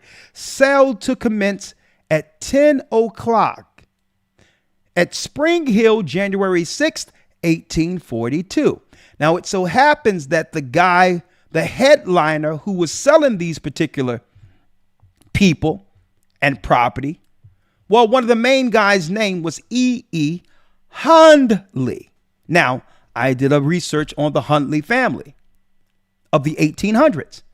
E. Hundley would be considered today and was back then a Jewish man, a white European Jewish man. I'm just stating facts. Now, we have to ask, was E. Hundley from the lost tribes of Israel? Or were the slaves in the bill of sale labeled Negroes from Negro land? Is the question. See? So now, elders, when we discuss these particular topics, we can't, there's no more arguing back and forth. We must bring the facts. Who were the people of the transatlantic slave trade? They were from Judah. And it's documented in the Library of Congress. Slam dunk. Now, let me put this out there, elders, real quick. Elder Lawyer. Now, yes, sir. Now through this, Elder Lawyer, how we teach, and I'm glad the Most High, we lead with the gospel of Christ, period. It's about setting the record straight, right? Elder Lawyer, if you will, real quick, if you will, I need you to grab one scripture. Y'all can say whatever y'all would like before I open up the lines in a moment. Right? But I need you to go to, hold on, let me grab it. Let me grab it real quick.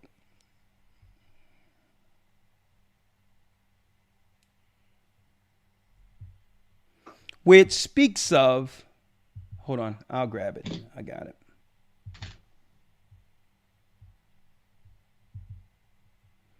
One second.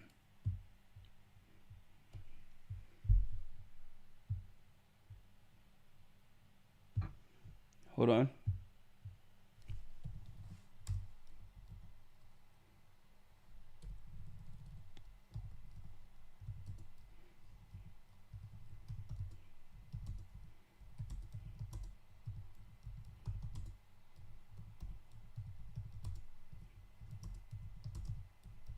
Hold on.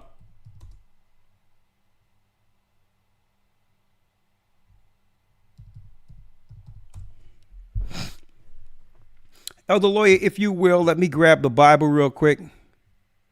I need you to go to 2nd Esdras 9 and 13. And you know what? I'm putting this out there because we have to actually look at this history from an entirely different angle now.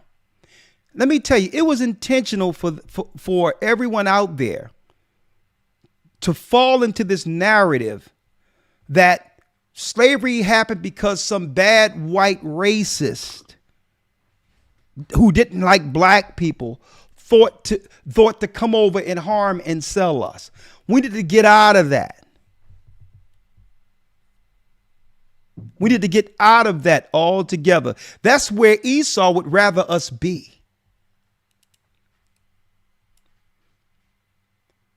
That's where he would rather us be. Because through that, the majority of people stop looking into, I would say, the prophetic understanding the Most High wanted his people to gain out of this. Okay. And believe it or not, white people don't mind you stating that because it gives them an air of superiority. They would rather you believe they had the power to do all of this. And they didn't.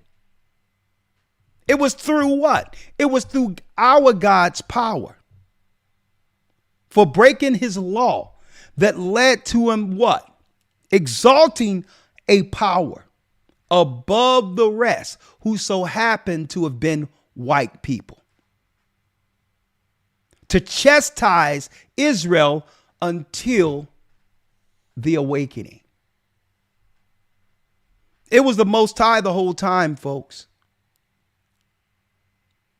And this is why they're coming against all of our people and all that in the industry and all that, in fear that the money that was incentivized to be utilized to harm us can now be used for the people of the awakening. Nah. So we have to stop viewing this the way the enemy would like us to view this. And not, hey man, the white supremacy and the white man doing this. No, we got to get off of that. Because why? It's a defeatist spirit. And Esau love is there. It's a carnal, dark spirit because why? You're always looking at what? The angle and theology of we must come against the bad. This is what people are out there thinking. We're supposed to come against the bad white man, and that's a lie. That's not the lesson the Most High wanted his people to learn through this. Let me show you the lesson.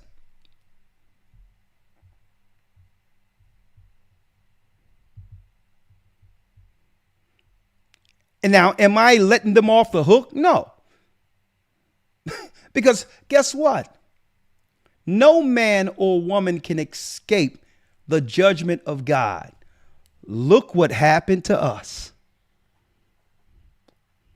Okay, so either am I letting our brothers off the hook who betrayed us and sold us for dead to sacrifice us to Baal, with our people ending up here in chattel slavery. Neither do I blame them. See? So what angle should we take in understanding all of this now with all this powerful information? Well, Elder Lawyer, Yes, sir. I'm going to go to the Apocrypha real quick. Second Esdras. So what should be our focus?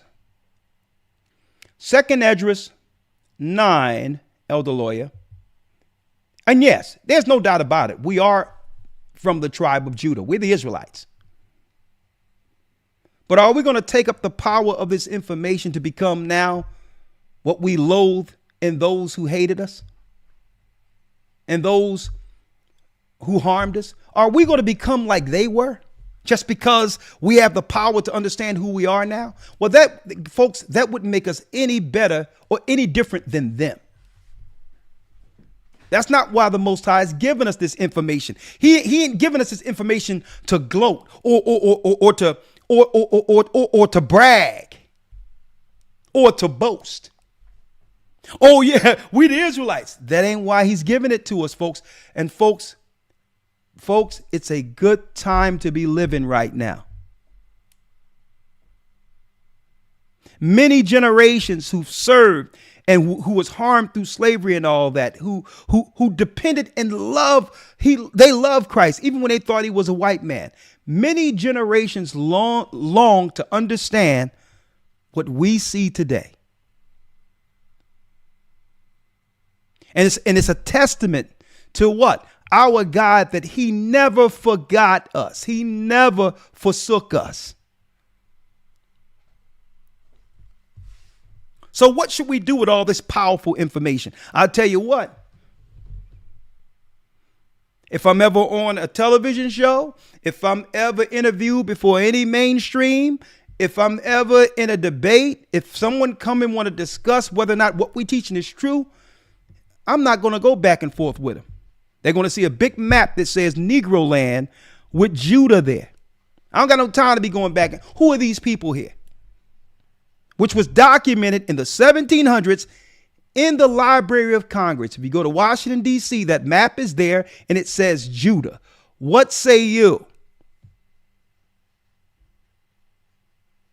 So now we know that we're Judah. Elder Lawyer, if you will, Second Esdras, let me pull you up here. Thank you. Second Esdras, Elder Lawyer, 9 and 13. Let's read that. Yes, sir. Second Esdras 9, verse number 13. Come on. And therefore be not thou curious how the ungodly shall be punished. Say and that. when. Hold up. And therefore, thank you, Elder Lawyer, be thou not curious of how the ungodly shall be punished. That shouldn't be our focus. Or the white man, we're going to put the white man in chains. Yeah, you going down. That's not the focus. Folks, let me tell you, that's the most, I would say, immature, juvenile type of ideology on earth when it comes to teaching the Bible. Mm-hmm. We're not supposed to be focused on how the ungodly shall be punished. That shouldn't be our focus. That's not the gospel. That's not why the Most High have given us the understanding which our forefathers longed to understand. Why did he give it to us? It says, and therefore be thou not curious how the ungodly shall be punished and when. Talking about in slavery, when you had these guys talking about they talking about what they're gonna do to people in the kingdom. And guess what? Based on their actions, there will be no kingdom for them. Right.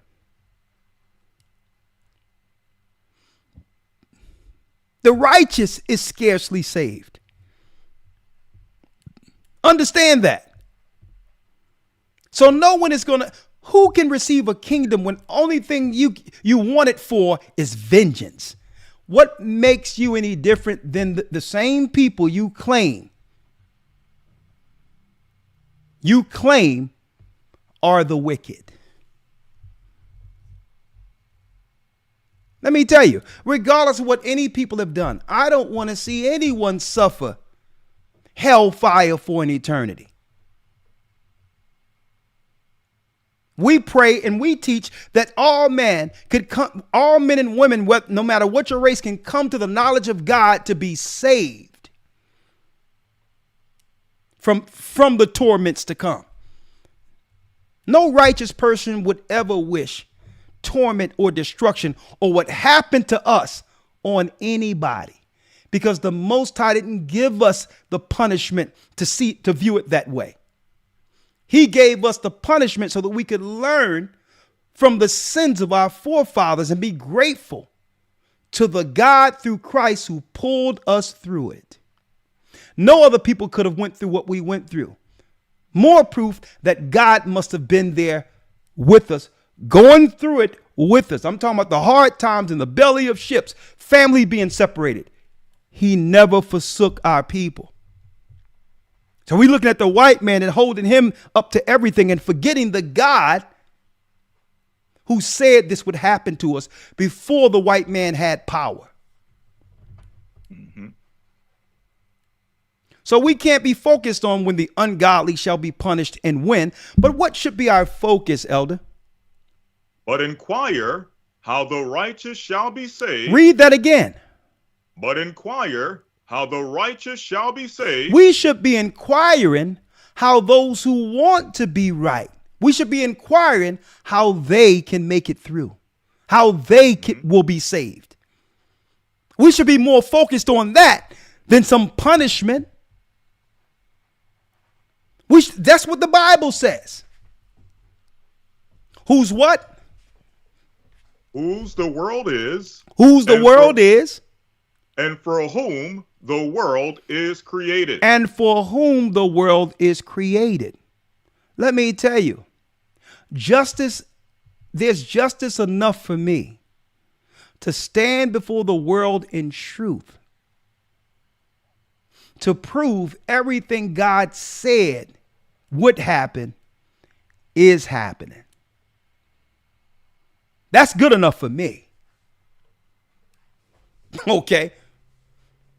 Let me tell you, you don't have to be a prophet to know that this world is going down. But it's a blessing to know what comes afterward. It's our position to save everyone off of this sinking ship who want to understand the God of Israel, the God who sent Christ. Because at the end of this, when all the thrones are thrown down, there will be the Ancient of Days who's behind it all. The God of all gods, Ahaya. It's our position as a people to warn the world and use our experiences throughout generations as the example to what happens to a people that turn their back on such a God. That's what the gospel is about. That's what Christ was all about. Christ was never about vengeance. And if we are Judah, we must follow the path of our king, the King of Judah, Christ, and use a proper perspective when it comes to how we should actually carry the word of God in teaching. You can't be out there on the streets talking about what's going to happen to other people when, guess what? You may not even make it. We should be grateful in the word of God. Stand in truth. And when opposition comes, then we throw down with the truth. What say you, Elder Lawyer? Oh, sir, I'm good. I think you and Elder Gaja said it all. So I don't know if Elder Gaja has anything. If not, we can go to the calls. Anything you would like to say, Elder Gocc? No, Elder man, no. I mean, you know, this.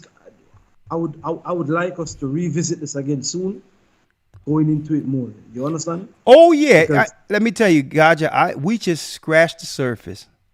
I just threw a little something out there.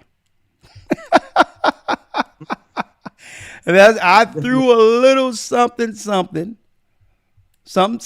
there. And Elder, thank you for bringing me in for this, because this one is a very dear one to my heart. You know, when it comes to the whole captivity, the whole conquest of the continent and what went down there. I can tell. This one dear to me.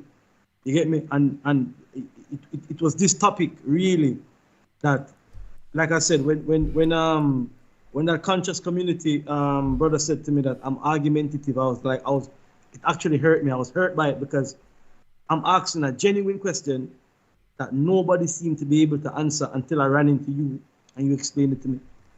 Man, all praises be to the Most High, my brother. All praises be to the Most High. Let me tell you, that whole thing, going to the UK, going around the world, planting seeds, establishing churches, that was all Christ. We just heeded the call and began to connect the dots. And that's the whole thing, because let me tell you, there's no question when it comes to our people. There's no question in whether or not they have some, I would say, issues with how they've taught religion and how they've taught history to our people. The majority of our people know that something was missing. We always knew there was a missing piece. The churches aren't giving it to us. The historians aren't giving it to us. But when you hear truth, Gocc, when y'all hear truth, elders, you know it's truth. And then, let me tell you, then all of the dots are connected and everything historically falls in place. Like I said, Esau is too proud not to document how he was able to destroy Jacob. He's too proud not to document it. So it's out there. He's just not going to give it to us. So the whole thing is, now we have the history to go into this. Now, of course, they would do Jedi mind tricks. Usually the devil would say, well, there's some experts who question the authenticity of this. And we don't know whether or not what you're reading was a forgery. Well, you can't even go there with this, elders. Why? Because it's documented in the Library of Congress, Washington, D.C. So I know they're Jedi mind tricks when they're dealing. What'd you say, Elder Gocc? In the 1700s. Yes. 1700s. It was documented. It was documented in the 1700s when it's known to everybody that we were in chattel slavery at that point in time. Yes. So it couldn't have been us that put it there. Exactly. It was documented. The event happened in the 1700s. But once America became the United States, it was documented in the Library of Congress. So usually, I'm gonna tell you, when there's an argument they can't win, be it Jesuits and all that, they usually come with Jedi mind tricks. Let me tell you, I know all their tactics in debates. If they can't refute it, they will refute the authenticity of what you're saying, or at least put the question out there so that those that are listening can believe that that the information is questionable. So that's what they do with their Jedi mind tricks. But you can't do that with this. We have maps documented from the time our people came over into the Americas that the countries who conquered Africa knew that we were from the tribe of Judah, and they even documented the country they used to undermine the tribe of Judah. And tell you what, Elder, they're gonna say NASA made them up. Huh? They're gonna say NASA made them up. Listen, believe me. Let me tell you, this is going to be my go-to when it comes to the historical connection between Africa and the tribe of Judah in America. This will be my historical go-to every time. And I'm just going to do it. Just sometimes I'll keep it as the secret weapon. I would use it. I would have it in the bag.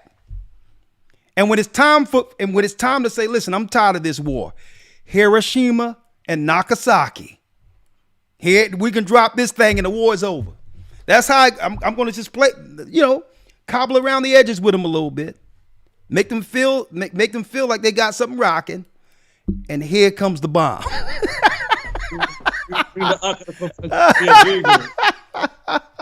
Right. All right. So let me answer a few questions. 515-605-9327. Let's go into the calls. And a matter of fact, y'all can stay here. I can add the calls in while y'all here, okay? What say you all concerning the truth about Judah? And another thing, showing the truth of who Judah is. I don't even have to talk about others who are claiming Israel. Okay? We don't even have to go there. Okay? The Israelites can't be black and white. Okay?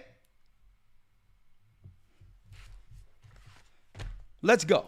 515-605-9327.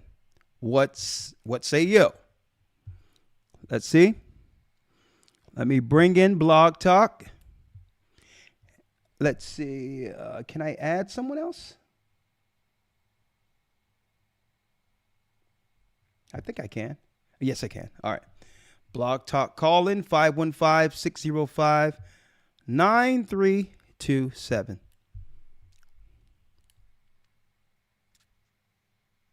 Blog Talk Radio. Welcome to Blog Talk Radio. Please hold and you will be able to listen to the show. 315-664-6809. Unmuted. Yes, and thank you, thank you, Elder Ramar. How are you, Elder Ramar?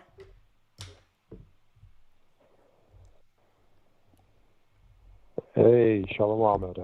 How's everybody? We're blessed by the best, and his name is Ahaya, and I just need your opinion on last weekend. It was a sight to behold, huh? The gala? You know, Elder, with those events, it's like it's never enough time. And there's so much to process. There's so much going on. There's so many people, and it's like you never can get enough. But just the time that was spent, I'm appreciative and thankful for it. The symposium with the health and the financial. I mean, we got to have that for our community so that our people can really. We just don't know a lot of these things, and so beneficial for us to start learning for our health and our finances, how to position ourselves so that we can, come out of this condition that we're in.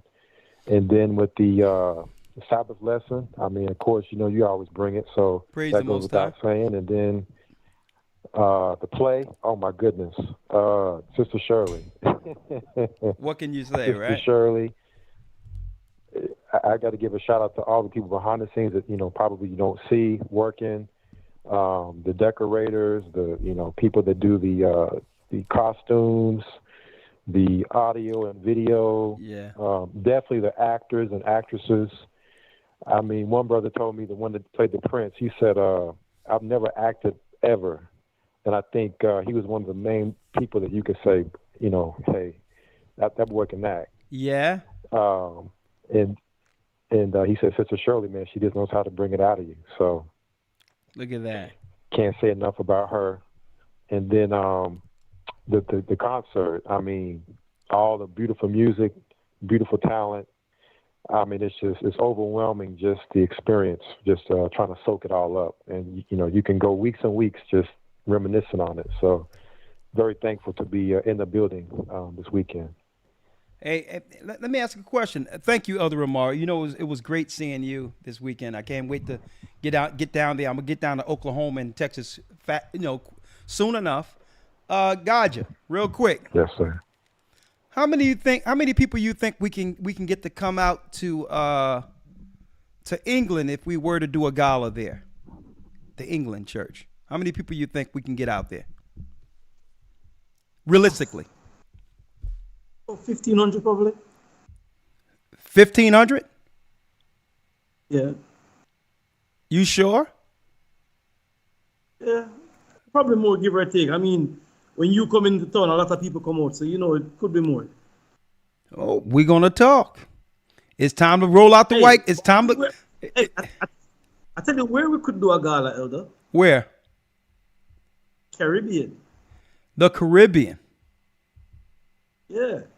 We got all the islands. We got Jamaica, Barbados, Trinidad, Antigua. We got people all the way down from Guadeloupe. And bring it all into one place. Yeah, bring everybody. Say we could bring everybody to Jamaica to say. I don't know. Good talk. Okay. Hey. Let's roll out the white carpet. All right. Hey. And what I would like to do eventually, I would like to do a charity concert where we give back for Haiti, to help our brothers and sisters in Haiti. Right? Definitely. And the thing with the Caribbean, I think a lot of people from even the States will come to the Caribbean as well. I think they would more likely come here as opposed to going to Europe. Did I tell you when I was in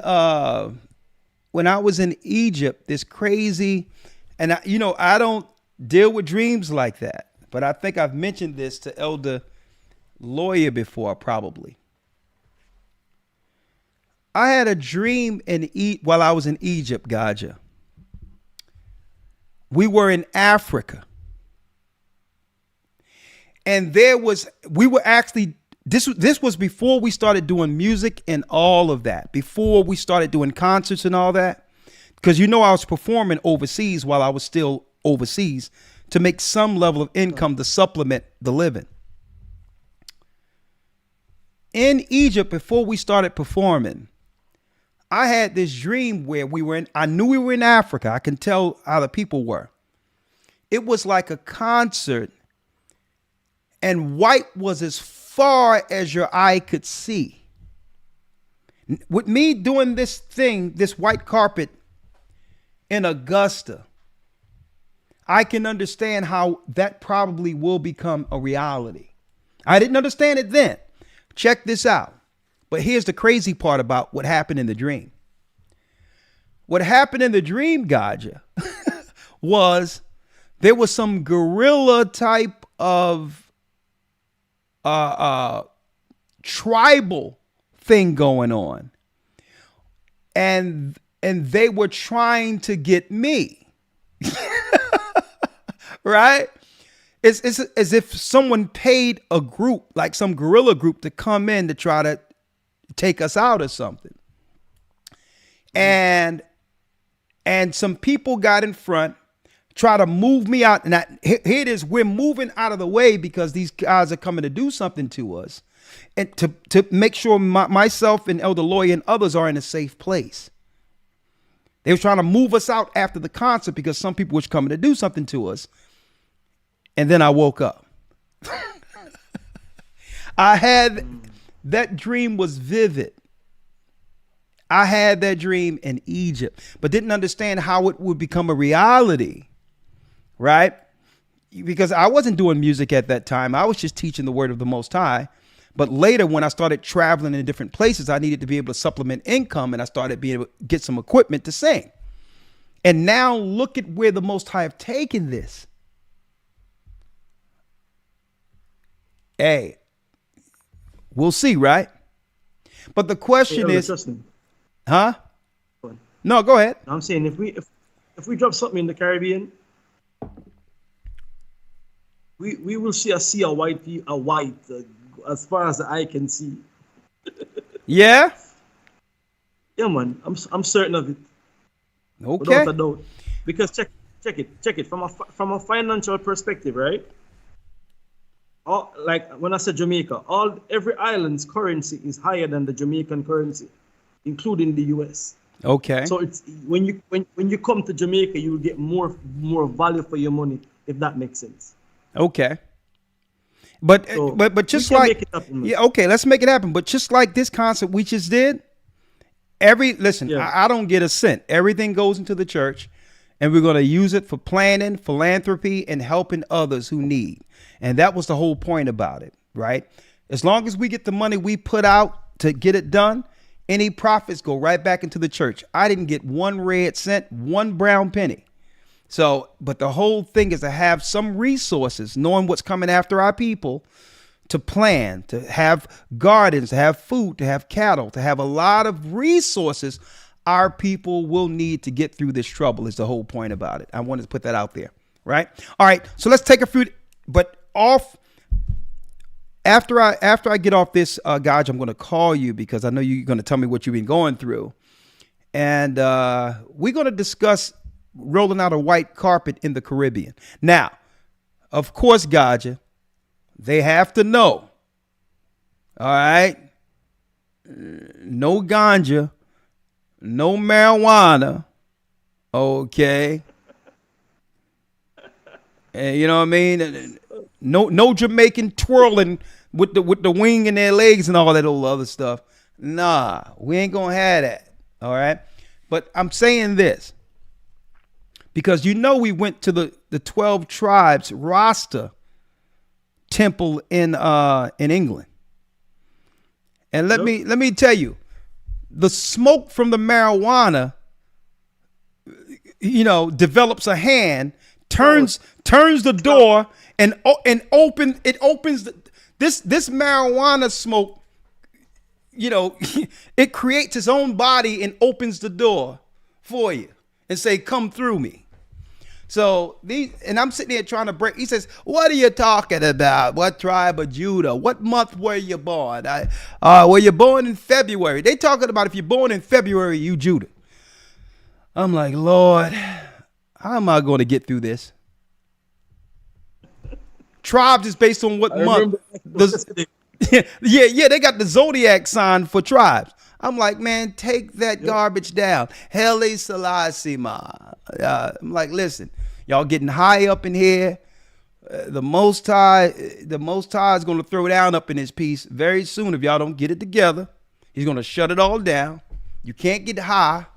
And what Bible are you reading? He talking about what Bible? I'm like, well, Menelik was the son of Solomon. I'm like, come on, man. Hebrew and Bible Academy, okay? But anyway, I digress. We have some people on the line. The truth about Judah tonight. Christ from the tribe of Judah, Hebrews 7:14. Let's talk. What say you? 315 area code. Rosa have a comment. Rosa has a comment. Yes, Rosa. Shalom, Elder. It's something else. The show tonight and also the concert. I just wanted to say that I was in the academy, and I was one of the ones that got a ticket to come, and I thank the Almighty for it. It was such a beautiful time there and everything. And I moved here to the South, and since I've moved here and came to the church that's in Orangeburg, the Lord been blessing me in so many ways. Look even though at I that. miss Philadelphia. So you enjoyed yourself last weekend? Yes, I did. All yes, I did. All praises to the Most High. The comment I wanted to say was when you was giving us the information about how everything went down, I always wondered about it. And tonight, what you taught us answered a lot of things and made it very clear, because there was a time I was wondering, I was saying like, how did we get sold? And then when I used to read the Bible, I said, well, how did the Lord hear the children of Israel when they cried, when they had to make bricks with no straw and all this stuff? Okay. Not knowing that I'm Israel. I didn't know that, but I just had those questions. And I said, well, God, how did you hear them when they cried? Why you can't hear us? You know, we in America stuff, you don't hear us. And then that's when I came into the truth, and I learned that they cried out to the Most High because they knew His name, they knew how to cry out to Him, and they knew what they had to do in order to be heard. Like, it taught me how by us not knowing the truth of who we are and the God that we're supposed to serve is what keeps us in our condition that we're in. So knowing the commandments and everything, because I used to be in a church that did the commandments, but not the way we learn now. And it's a total difference. It's such a blessing to know that once you come into the truth and you know who the God is and you do the things that He requires, it's such a blessing. Absolutely. It's not a struggle at all. And we will be blessed to come out of this. And now I understand why, even though we went through a lot of stuff, we still can love other people and we don't, be evil to other people. Exactly. As a whole group of us. And then I used to say, well, when we was on the plantation, we outnumbered them, but we didn't stand up. And then there's one lesson you taught about how the Most High put the fear of them in us. That's what kept us down, not rebelling in such a big way. Yeah. And it's just, teachings just explain everything. The Hebrew Bible Academy, I'm telling you, since the day I went in, I'm in it. I'm not coming out. Well, thank you, sister. And you know what we're going into this weekend? We're going into this Sunday, the secret, for the first time, the secret cult ideology within Christianity. Modern day Christianity was a secret cult amongst the pagan Romans. They were able to take that secret religion, the evil, dark religion, after we lost Jerusalem, and merge it into what we see today as modern day Christianity. The Christianity we see today have nothing to do with Christ. It's a secret cult religion. And it's worshiping and it worships Satan as the sun god at the helm. The cult was called the cult of soul, S-O-L. The secret religion of the elite for the Romans. They merged it into what we would call modern day Christianity, and it's within all levels of Christian theology today. Straight wizards. This Sunday, secret cult within Christianity. You don't want to miss that. No, I ain't. I'm going to be right there. Because you know what, Elder? I was in the church, and I was a minister preaching and doing all that stuff. And call myself a prophetess or whatever. Lord have mercy. But when I came into the truth, you brought me into the truth because I was on the radio talking to you, and you led me to Bishop Amaf and everything, get baptized, everything. I didn't care. I was glad to get out. I was in theology school. I was in all that stuff. And then I came into the truth. I could sit down as a sister, as a woman, and let men do what they're supposed to do. Thank you, sister. I feel so good about it. Thank you. It's a blessing. Sit back. Let us take the helm, and guess what? Christ is leading us, and we'll all be in Zion together, in order. Thank you, sister. Bless you. Amen. Shalom. Shalom. Okay, Kayem has a comment. Kayem. What say you? Shalom, Elder. Shalom. How you doing, sir? Yes, sir. All praise the water, Elder. Double honor to all the elders. Elder, again, thank you so much, because this right here is like really saving souls, Elder, because you got all these people throwing out this hate, and what this church do is just it teaches, it defends Christ, what I mean, and the will of a higher. So it's a beautiful thing, and I remember, like, Elder, like, coming into this, it's crazy. I went past your video. And I was also tired, you know what I mean? And I finally got an opportunity to view the video. The truth was just hitting so hard, and it was like undisputable.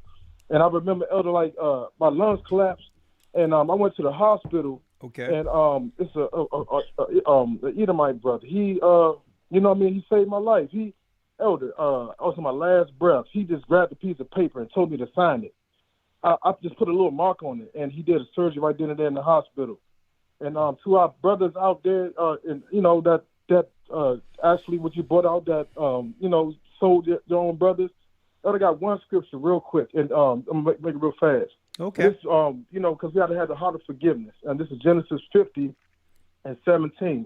and we know that we come from the tribe of Judah, and even Christ said that we will be hated above all. You know what I mean? And this is what Joseph had to go through. We know what he had to go through. So this real quick. So shall ye say unto Joseph, forgive, I pray thee, now the trespass of thy brother and our sin, for they did unto thee evil. And now we pray thee, forgive the trespass and the servants of Ahiah of thy father. And Joseph wept when they spoke unto them. And that's what, it's a great thing to know that we have brothers in Africa that is doing the Father's will, and everybody's coming in. So we really love them, and I just wanted to share that with the brothers over there, and the water elder, and all praise to the Most High.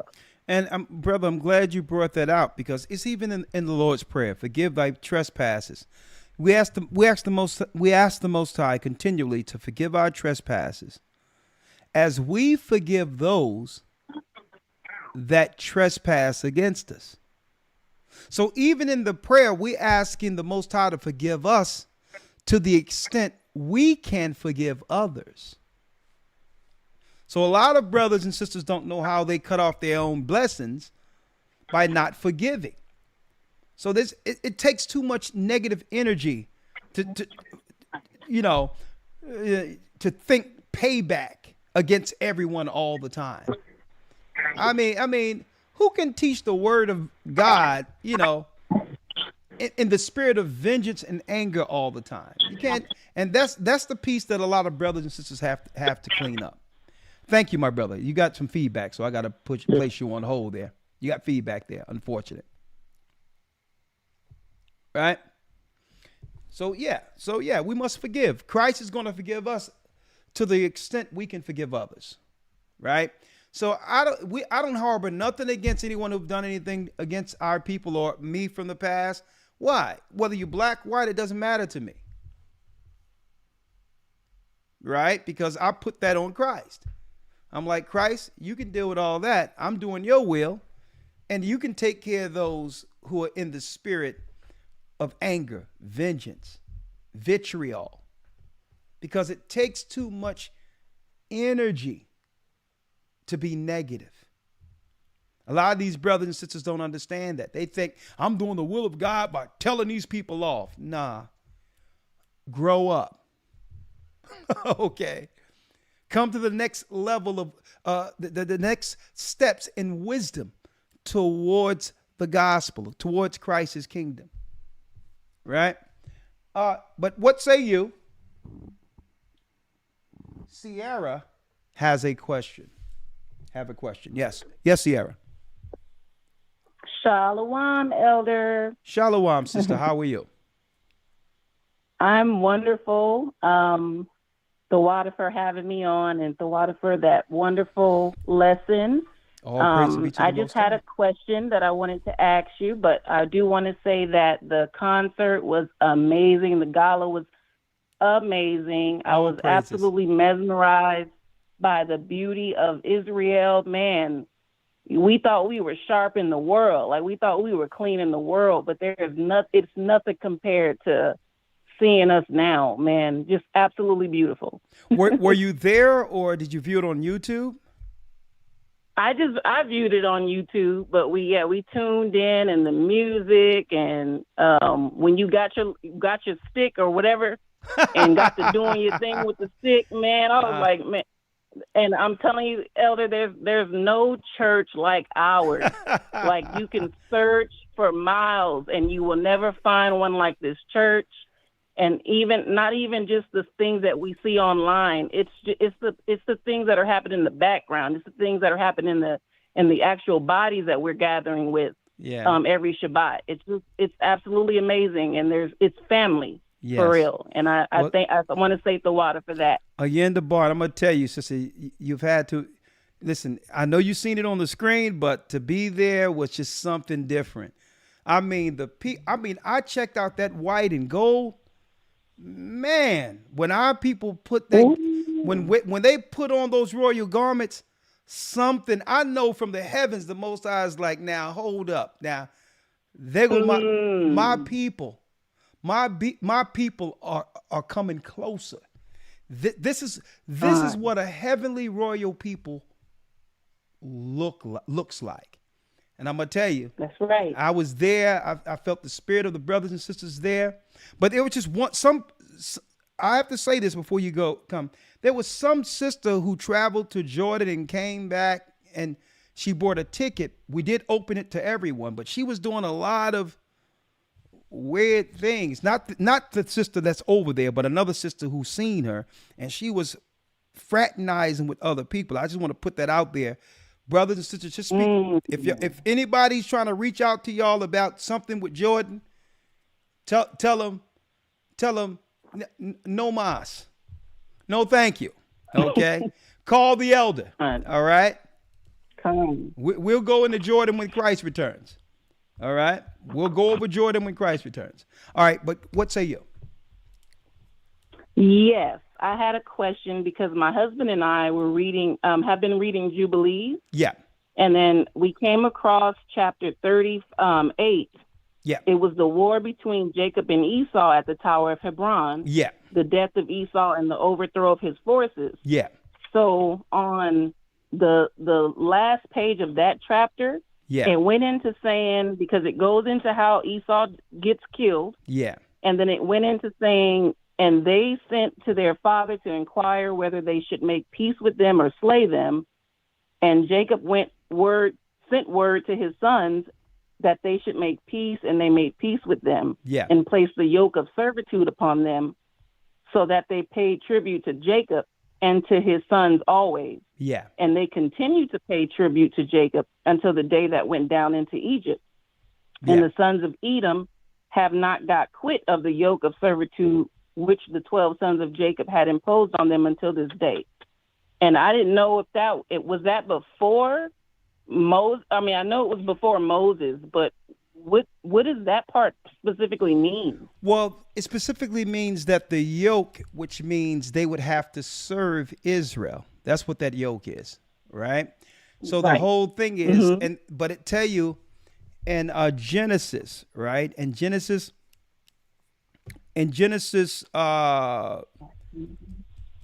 when you go into Genesis, when it talks about Isaac, and it goes into Isaac's last words, he said that when the yoke is broken off of Esau, then what? Then he would get the dominion. You got that? Oh, yes, and I remember that. Yeah, I remember that. What chapter in Genesis was it, Elder? Let me get it here for you real quick. Perfect. Right? So Genesis 27.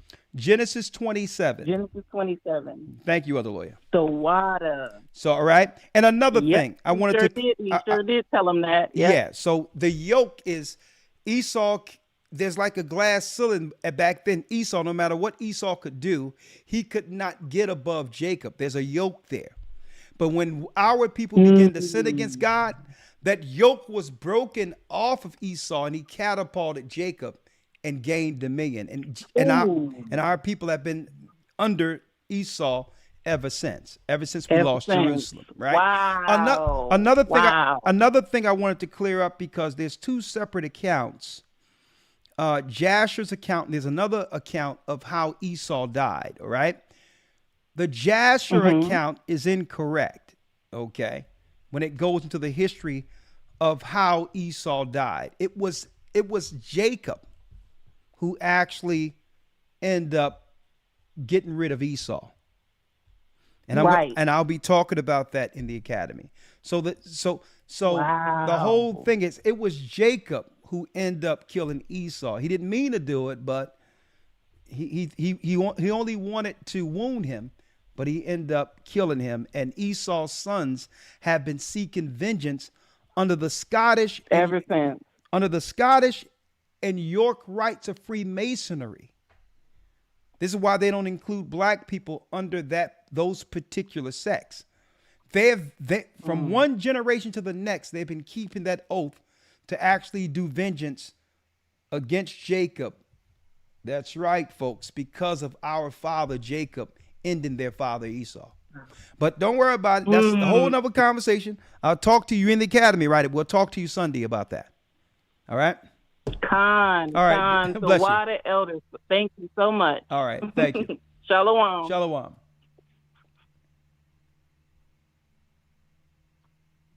Yes, that's Genesis 27. The birth of Jacob and Esau is Genesis 25. Thank you, Elder Lawyer. Let's see here. Pierre has a comment. And yes, Jacob ended up taking Esau out in self-defense. Esau was trying to, do him in, and that's right. Our father Jake took care of business. Pierre has a comment. I'm only going to take a few more. I have about 2-3 more, and that will conclude our broadcast for this evening. Is that Pierre? Pierre, you have Shalom, Elder. Shalom, Pierre. What say you? I got something I want to share with you that's kind of in the same vein of the topic. Okay. There was a battle in Mexico. Okay. If you pull up Wikipedia and type in the Battle of Izur. C-A-R. Okay, let me pull it up. 1 second, okay? Yeah. Let me just pull it up with you here. Let's see here. 1 second. I'll grab that. Let me grab the page. Let's see. All right.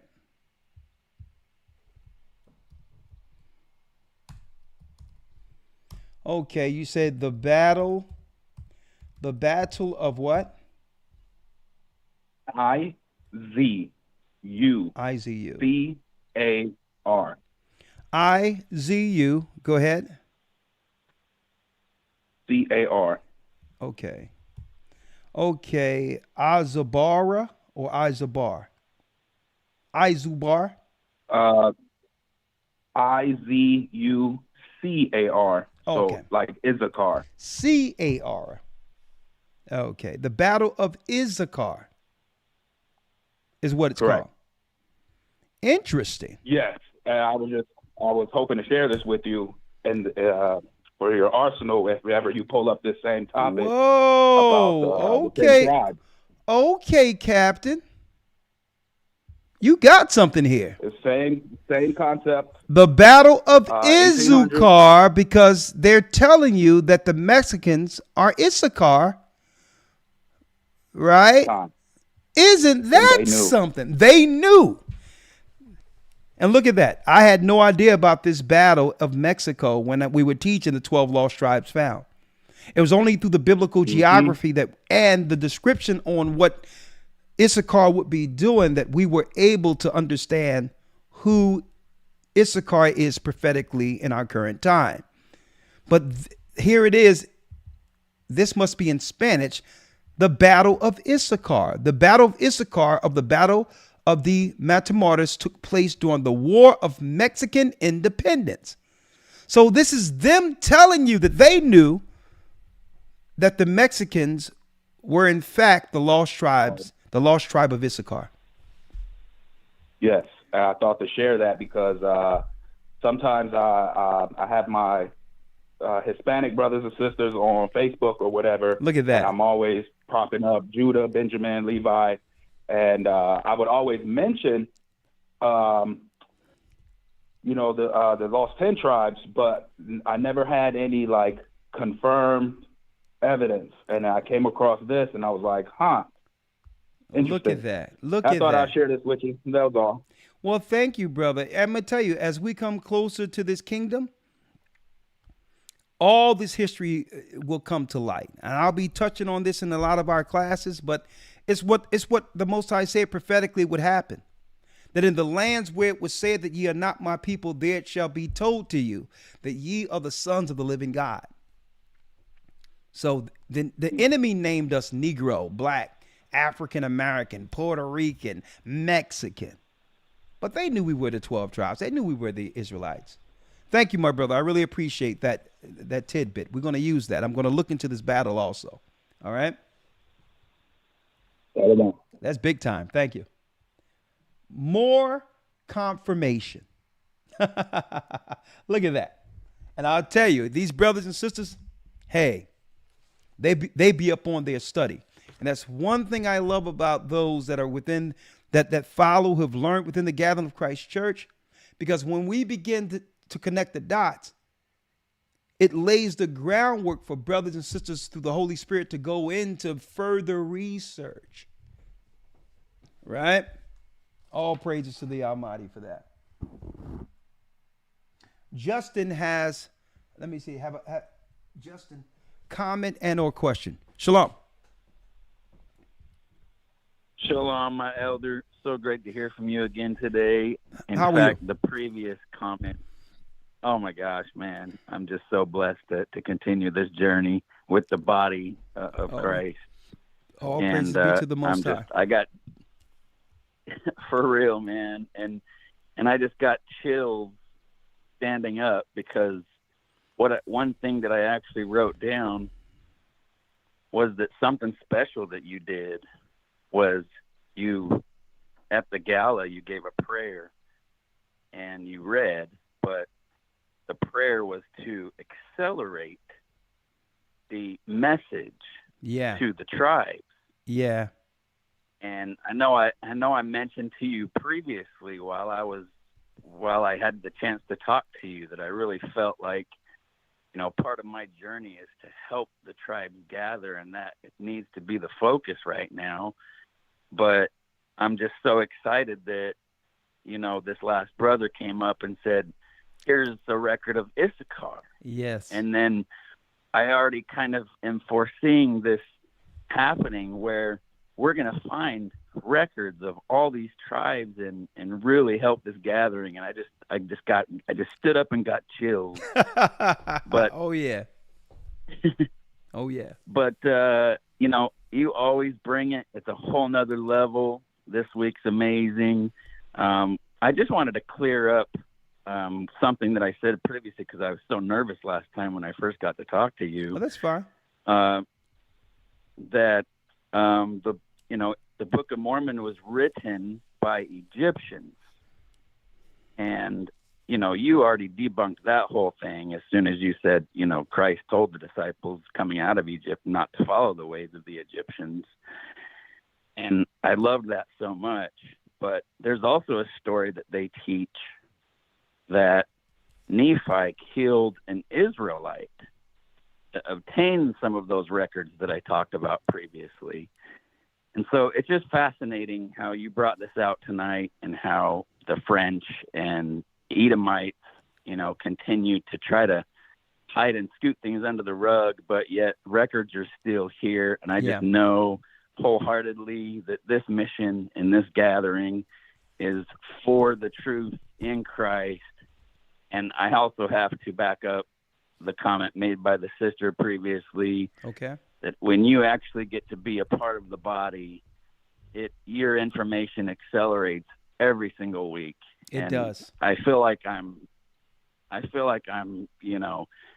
having an out of body experience where, you do wake up and you pray and then you're actually just guided by the Holy Spirit. If you just lay down all the crap and the sin that we've done previously and come back to the truth, this is just such a blessing, man. And I'm just so excited to be accelerating this with you and continue this journey. And thank you so much for all the work that you're doing in the name of Christ, and all praise to the Most High. But we do commend our elders, and you're so great, man. I really can't believe you actually answered my question was, what is the secret cult? And you said that also already. Why? Another confirmation how this serendipitous this is, this cult of soul that you're teaching. Yep. And then I still can't wait for you to bring out the truth about these tunnels, man. Let's expose these. Hey, don't worry about it. We're going to talk about these tunnels We're going to be talking about what they're doing up in those tunnels this coming Friday on Patreon, part 2. What y'all doing? And we're going to title it, "What y'all doing? What y'all doing underground in those tunnels?" With a question mark. What y'all doing? And that's YALL. Mhm. That will be the title this coming Friday. What y'all doing underground in those tunnels? Just wait this Friday, the day after tomorrow. Brother, thank you. Bless you. Thank you so much. All So, right. thank you, man. Let me tell you, there's some stuff going on, folks. I'm going to tell you. I'm going to tell you the truth. We're going to talk about it. That and more this coming Friday. What y'all doing up underground in those tunnels? All right, so I'll tell you. Hey, they make P. Diddy look like Mother Teresa. All right. 5561 area code. Let's talk Shalom, Elder. How are you? I'm blessed by the best. Talk to me. Uh-huh. Amazing. My brother Pa Alu, I'm in the Florida body, and this truth has just been amazing, man. Over the years, I've had my time in the cult of soul, like you talked about, and my family actually is from the Gambia, which is West Africa, but they're deep in Islam, which is wild. And what you talked about today hit home, and even what Elder Gaja talked about hit home with that sense of feeling so disheartened when you just are genuinely seeking truth, and it's met with, I'd say gaslighting, to be honest, where it's like, oh, you're being argumentative. It's like, bro, I'm asking a question. What do you mean?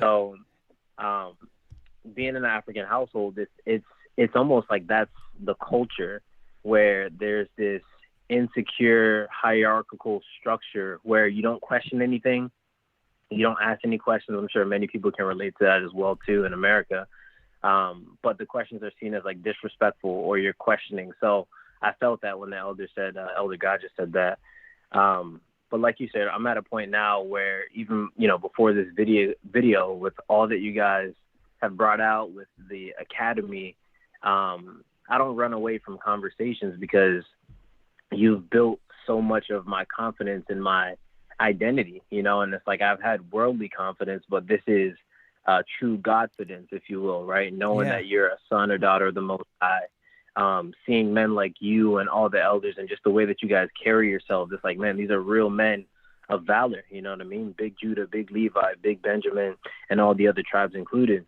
Exactly. And I haven't had any breakthroughs in my life as far as like the sin that so easily besets us and the sin that's common to man. I haven't had such breakthroughs, not from Islam, not from churchianity, not from pro-Black Africanism, none of that, till I got to this truth, So being in this body and seeing how you guys carry yourselves is amazing. It's like I was reading in Deuteronomy the other day, and it was talking about how it appoints judges and officers over the congregations. And, I love how you guys are in tandem with the Bible, literally. And that's amazing. When I show my Christian friends, I'm like, wait, your church doesn't have this and this and that, but this church has exactly what the Bible says. But there's still like this wall, this veil, like the children of Israel had when Moses came from the mountain and that boy was shining. But it was talking about not like the officers not being a respecter of persons. And I've seen that and I've heard that as well too, where brothers are like, yeah, I love that brother, Elder Aria, or I love that brother, Elder Lawyer or whoever. And they're like, but those men, as much as I love them, they will check you, if they need to check you. And again, it's all praises to the Most High. Well, and that's thank you, true brother. love. I've always seen true love. Well, thank you, brother. Great points, and I'm glad you're here, brother. Get ready. Amen. Get ready. Come on. You seen Islam, you seen everything else, and guess what? What's confirmed in the Holy Spirit is that you found the truth. Let me tell you, you can't get understanding like this. And as a matter of fact, Islam and modern day Christianity was set up to keep us in darkness. Okay, so So, brother, thank you. And hey, welcome to the spiritual righteous war. Okay. That through Christ, none of us can lose. Shalom. Christ, by the way, y'all, Christ is king. Thank you. Thank you, my brother. The water, brother. I just wanted to say thank you guys for your steadfastness and your perseverance through everything. I appreciate you guys. Thank you. Shalom. Oh, yeah, they don't like when people say Christ is king. Oh, they can't stand that. He's king. Okay. Any respect others has received by our people who believed in Christ for years in the Christian church, even when it comes to those who are in jewelry right now, any respect they've garnered is through our belief and love that we have for Christ. So any respect that they have garnered from us was by extension of Christ, whom we thought was connected with them. Okay. But now we found out that they don't, that they have nothing to do with Christ. Okay, well, hey, you on your own on that one. Deuces. All right, we have Rosa, then we have the sax player, and then 910. That will conclude our calls for this evening. I'll just take a few more. Let's try to make it 2 minutes per so that I can actually relax this evening. Christ is king. Talk to me. Oh yeah, by the way, I see the sister Candace Owens. I see her on her journey, right? And guess what? I'm following her journey closely, right? And right now she converted to the Catholic faith. That was a step towards things, but she's so inquisitive and digging into what's going on in the higher rungs that I believe that the same research she have done concerning the people who have now ostracized and fired her, well, I believe that same research is going to happen when she start delving into the history of the Christian church, right? And guess what? And when that happens, I'm having my popcorn ready, because this sister is one of the more logical, poignant debaters of our time. So I'll be cheering her on. She's already tying fire to these others. But wait till she start diving into what's going on in the Catholic Church, and she will. And then after that, we're going to say, Candace, all right, daughter of Zion, are you ready to come into Israel now? But hey, I'm getting my popcorn ready, because that sister of Zion be tied. Let me tell you, they created a monster. It was okay when you created that monster to say the things about us that you couldn't say publicly, when you were using her as a sock puppet. But guess what? She's turned on you. And I believe it's Christ in her. It's Christ in her that's exposing the higher rungs of media.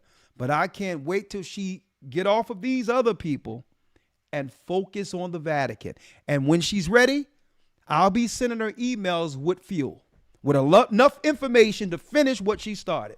Because guess what? You can't go against one leg of the monster only to run to the other leg of the monster. Okay?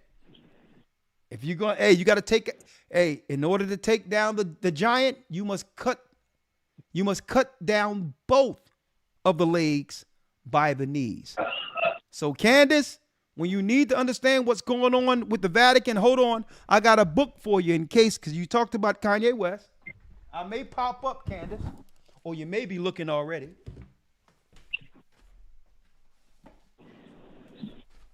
Oh, yeah. Candace, if you're out there, Candace, you need to get this book. It's called In the Closet of the Vatican. Keep it in the closet. Uh-huh. Candace, make sure you get this book since you've joined Catholicism.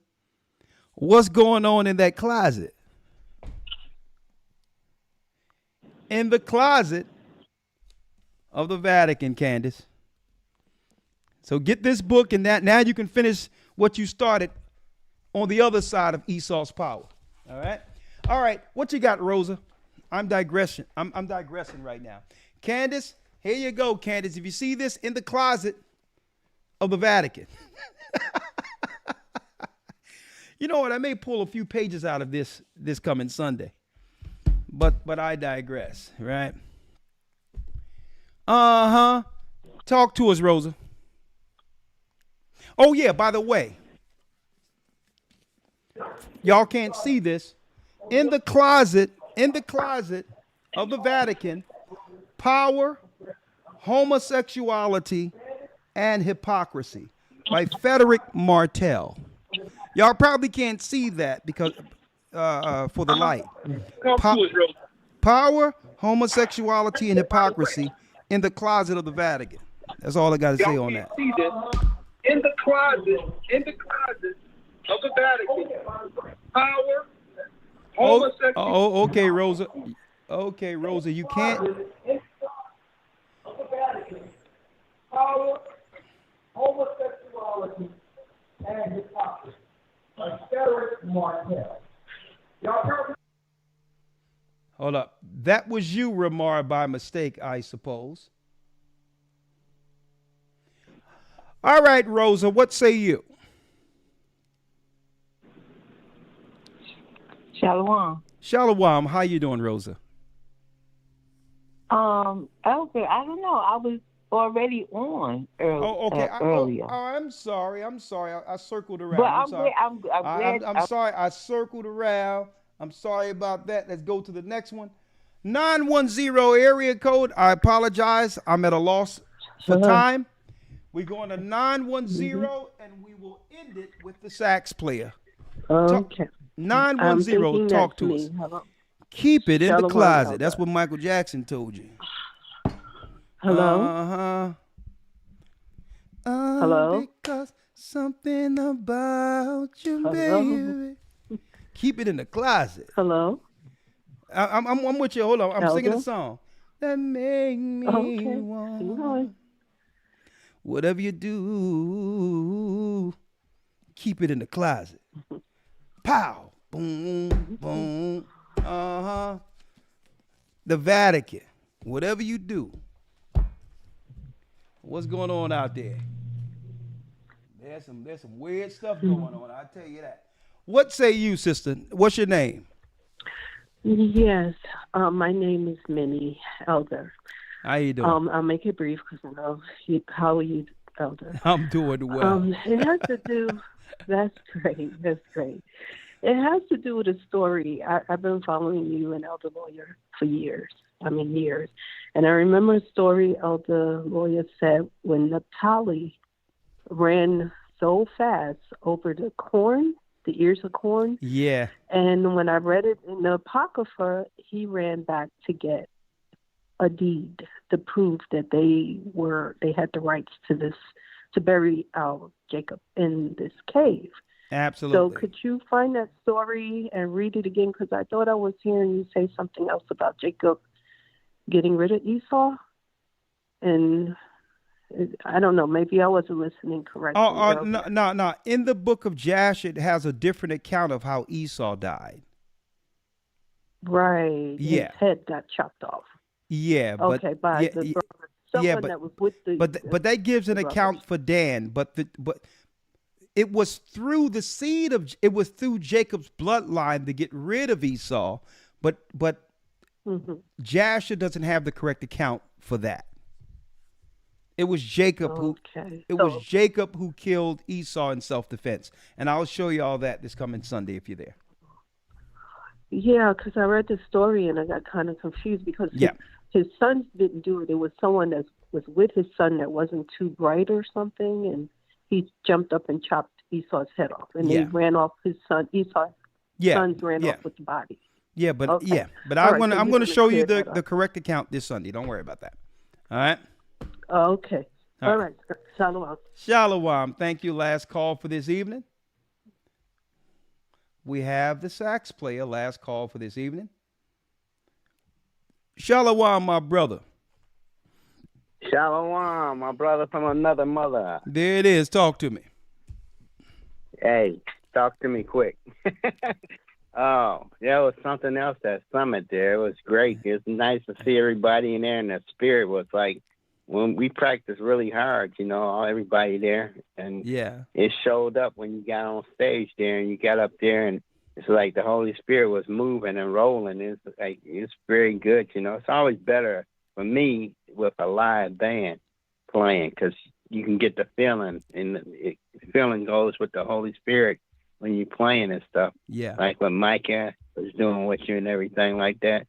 And it was so nice. We get so much closer together when we get together like that and practice together and camaraderie. And then it was nice just to see all the saints there and be with them and talk with them and everything, and with the elders and everything like that. And everybody in the white, man, it's something else, man. The colors and everything. It was the absolutely performances awesome. were great. It was great. But that was a good idea to go to Jamaica. I never been there, but I got a lot of Jamaican friends and musicians that I know in the past. They're good people, Jamaican. I never met Elder Gocc yet in person, but I like to do that one day. And that'd be a perfect place, Jamaica, as long as we can keep Peter Tosh and Bob Marley and Eddie Grant and Rick James away with that smoke, Mm-hmm. My 'Cause brother. they love smoking that stuff. Man, let me tell All you. right, be blessed. Be blessed. Thank you, brother. And before you go, I'd like to I'm thank all you. praises. I'd like to thank you for all you do and support the work and your talent, and we're gonna do more, brother. Keep on. Hey, Yeah, I'm gonna come there. Just I'm keep gonna on. come there. Just We're keep. gonna hook up and get some together. Yeah, just keep on sharpening We're playing that. those chops, right? But I got a pitch. I got a keep picture working up. at it. I got a picture up. I'm going back to my old days right here. Look at that. I kicked that hat up from the floor, right? That was the first thing. And slowly, I was looking at. I'm like, this thing better fall on my head. I tell y'all that. I say this thing. I'm looking at it. It better go right. And then I looked down. I said, okay, hold up now. I think I got it all lined up there. And all of a sudden, bam. I'm gonna tell you, I still got it. I still got it, young man. I still got those skills. Yeah. we had a good time. We're sharpening it up. We're It was do something again. it Do was something else. let Maybe me in tell you. Jamaica, London. I don't know. Let me tell you, boy, I'm like, man, when we grew up and we was stepping and doing that thing, they thought hey, we may have to do Go in the bathroom and have that echo. You know what? You know what? We may have to do like a small mini series on how from the world how we found the truth. Get some actors involved in all of that and go straight from our young age and to the point where the Most High gave us this truth out of the Christian church into the world and back to the Most High. Oh yeah, but man, it was so much fun last weekend, brother, and there's many to come. Yeah, yes it was. Yeah, many to come. I'm looking forward to it. All praises and the King of Kings. Let me tell all you, praises to Him. This is surely, I thank the Most High. This is surely the Church of Christ, because one thing I like about it, brother, is that everyone can be themselves. Yeah, we can all give glory to Christ and the Spirit. And the Spirit He gifted us with individually without having to become carbon copies of somebody. Everyone have their own spirit, diverse gifts, but one body. And I just love the fact that's how the Most High got it. Wanted that. That's what a nation is about. It's not about, everybody got a bow tie trying to sound like the same guy. Nah. The body of Christ has many different working parts, and I'm so glad that the expression of who we are as a people don't change just because we have the truth. right? The personalities. Just like you said it. Exactly. I love, let me tell you. That they ain't got nothing on us. Hey, they man. ain't got nothing on us, the music world. You said it. I just looked at you. Brother, this is surely the Church of Christ. Thank you, my brother. Exactly. 100 on that one. All praises, and I'll see you soon, my brother. All right. Shalom. Thank you. Shalom. Well, that concludes our broadcast for this evening. Thank you, Elder Ramara, Elder Dell, Elder Yarak, all the elders who have been holding it down. Thank you, elders on the phone. God, I'll call you back in about 5 minutes, okay? And have a great night, Elder Lawyer. I'll call you tomorrow. All right? All right, with that, shalom. That concludes our broadcast for this evening. I'm Elder Rikash Yar, and this has been a great, great broadcast with a lot of history. Judah the Jew revealed. And if anyone have questions at all concerning who we are, tell them we're the children of Israel. And what, y'all? You got it. We're back.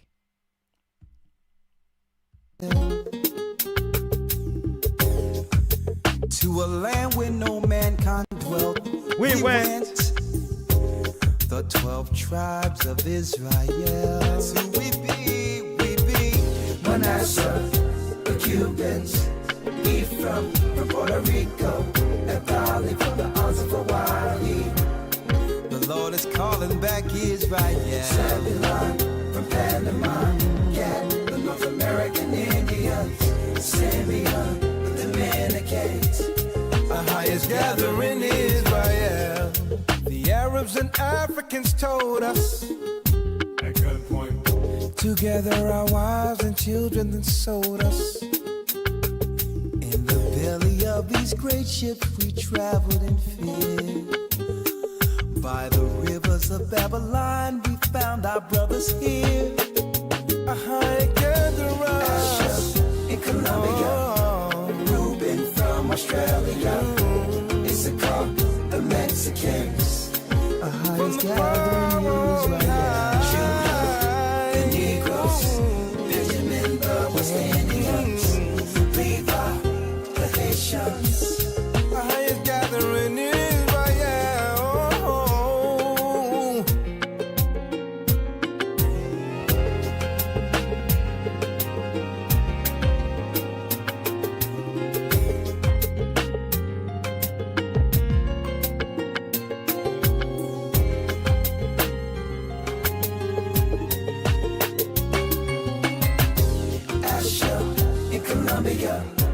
Reuben from Australia, Issachar, the Mexicans. That's who we be. Judah, the Negroes, Benjamin, the West Indians, Levi, the Haitians,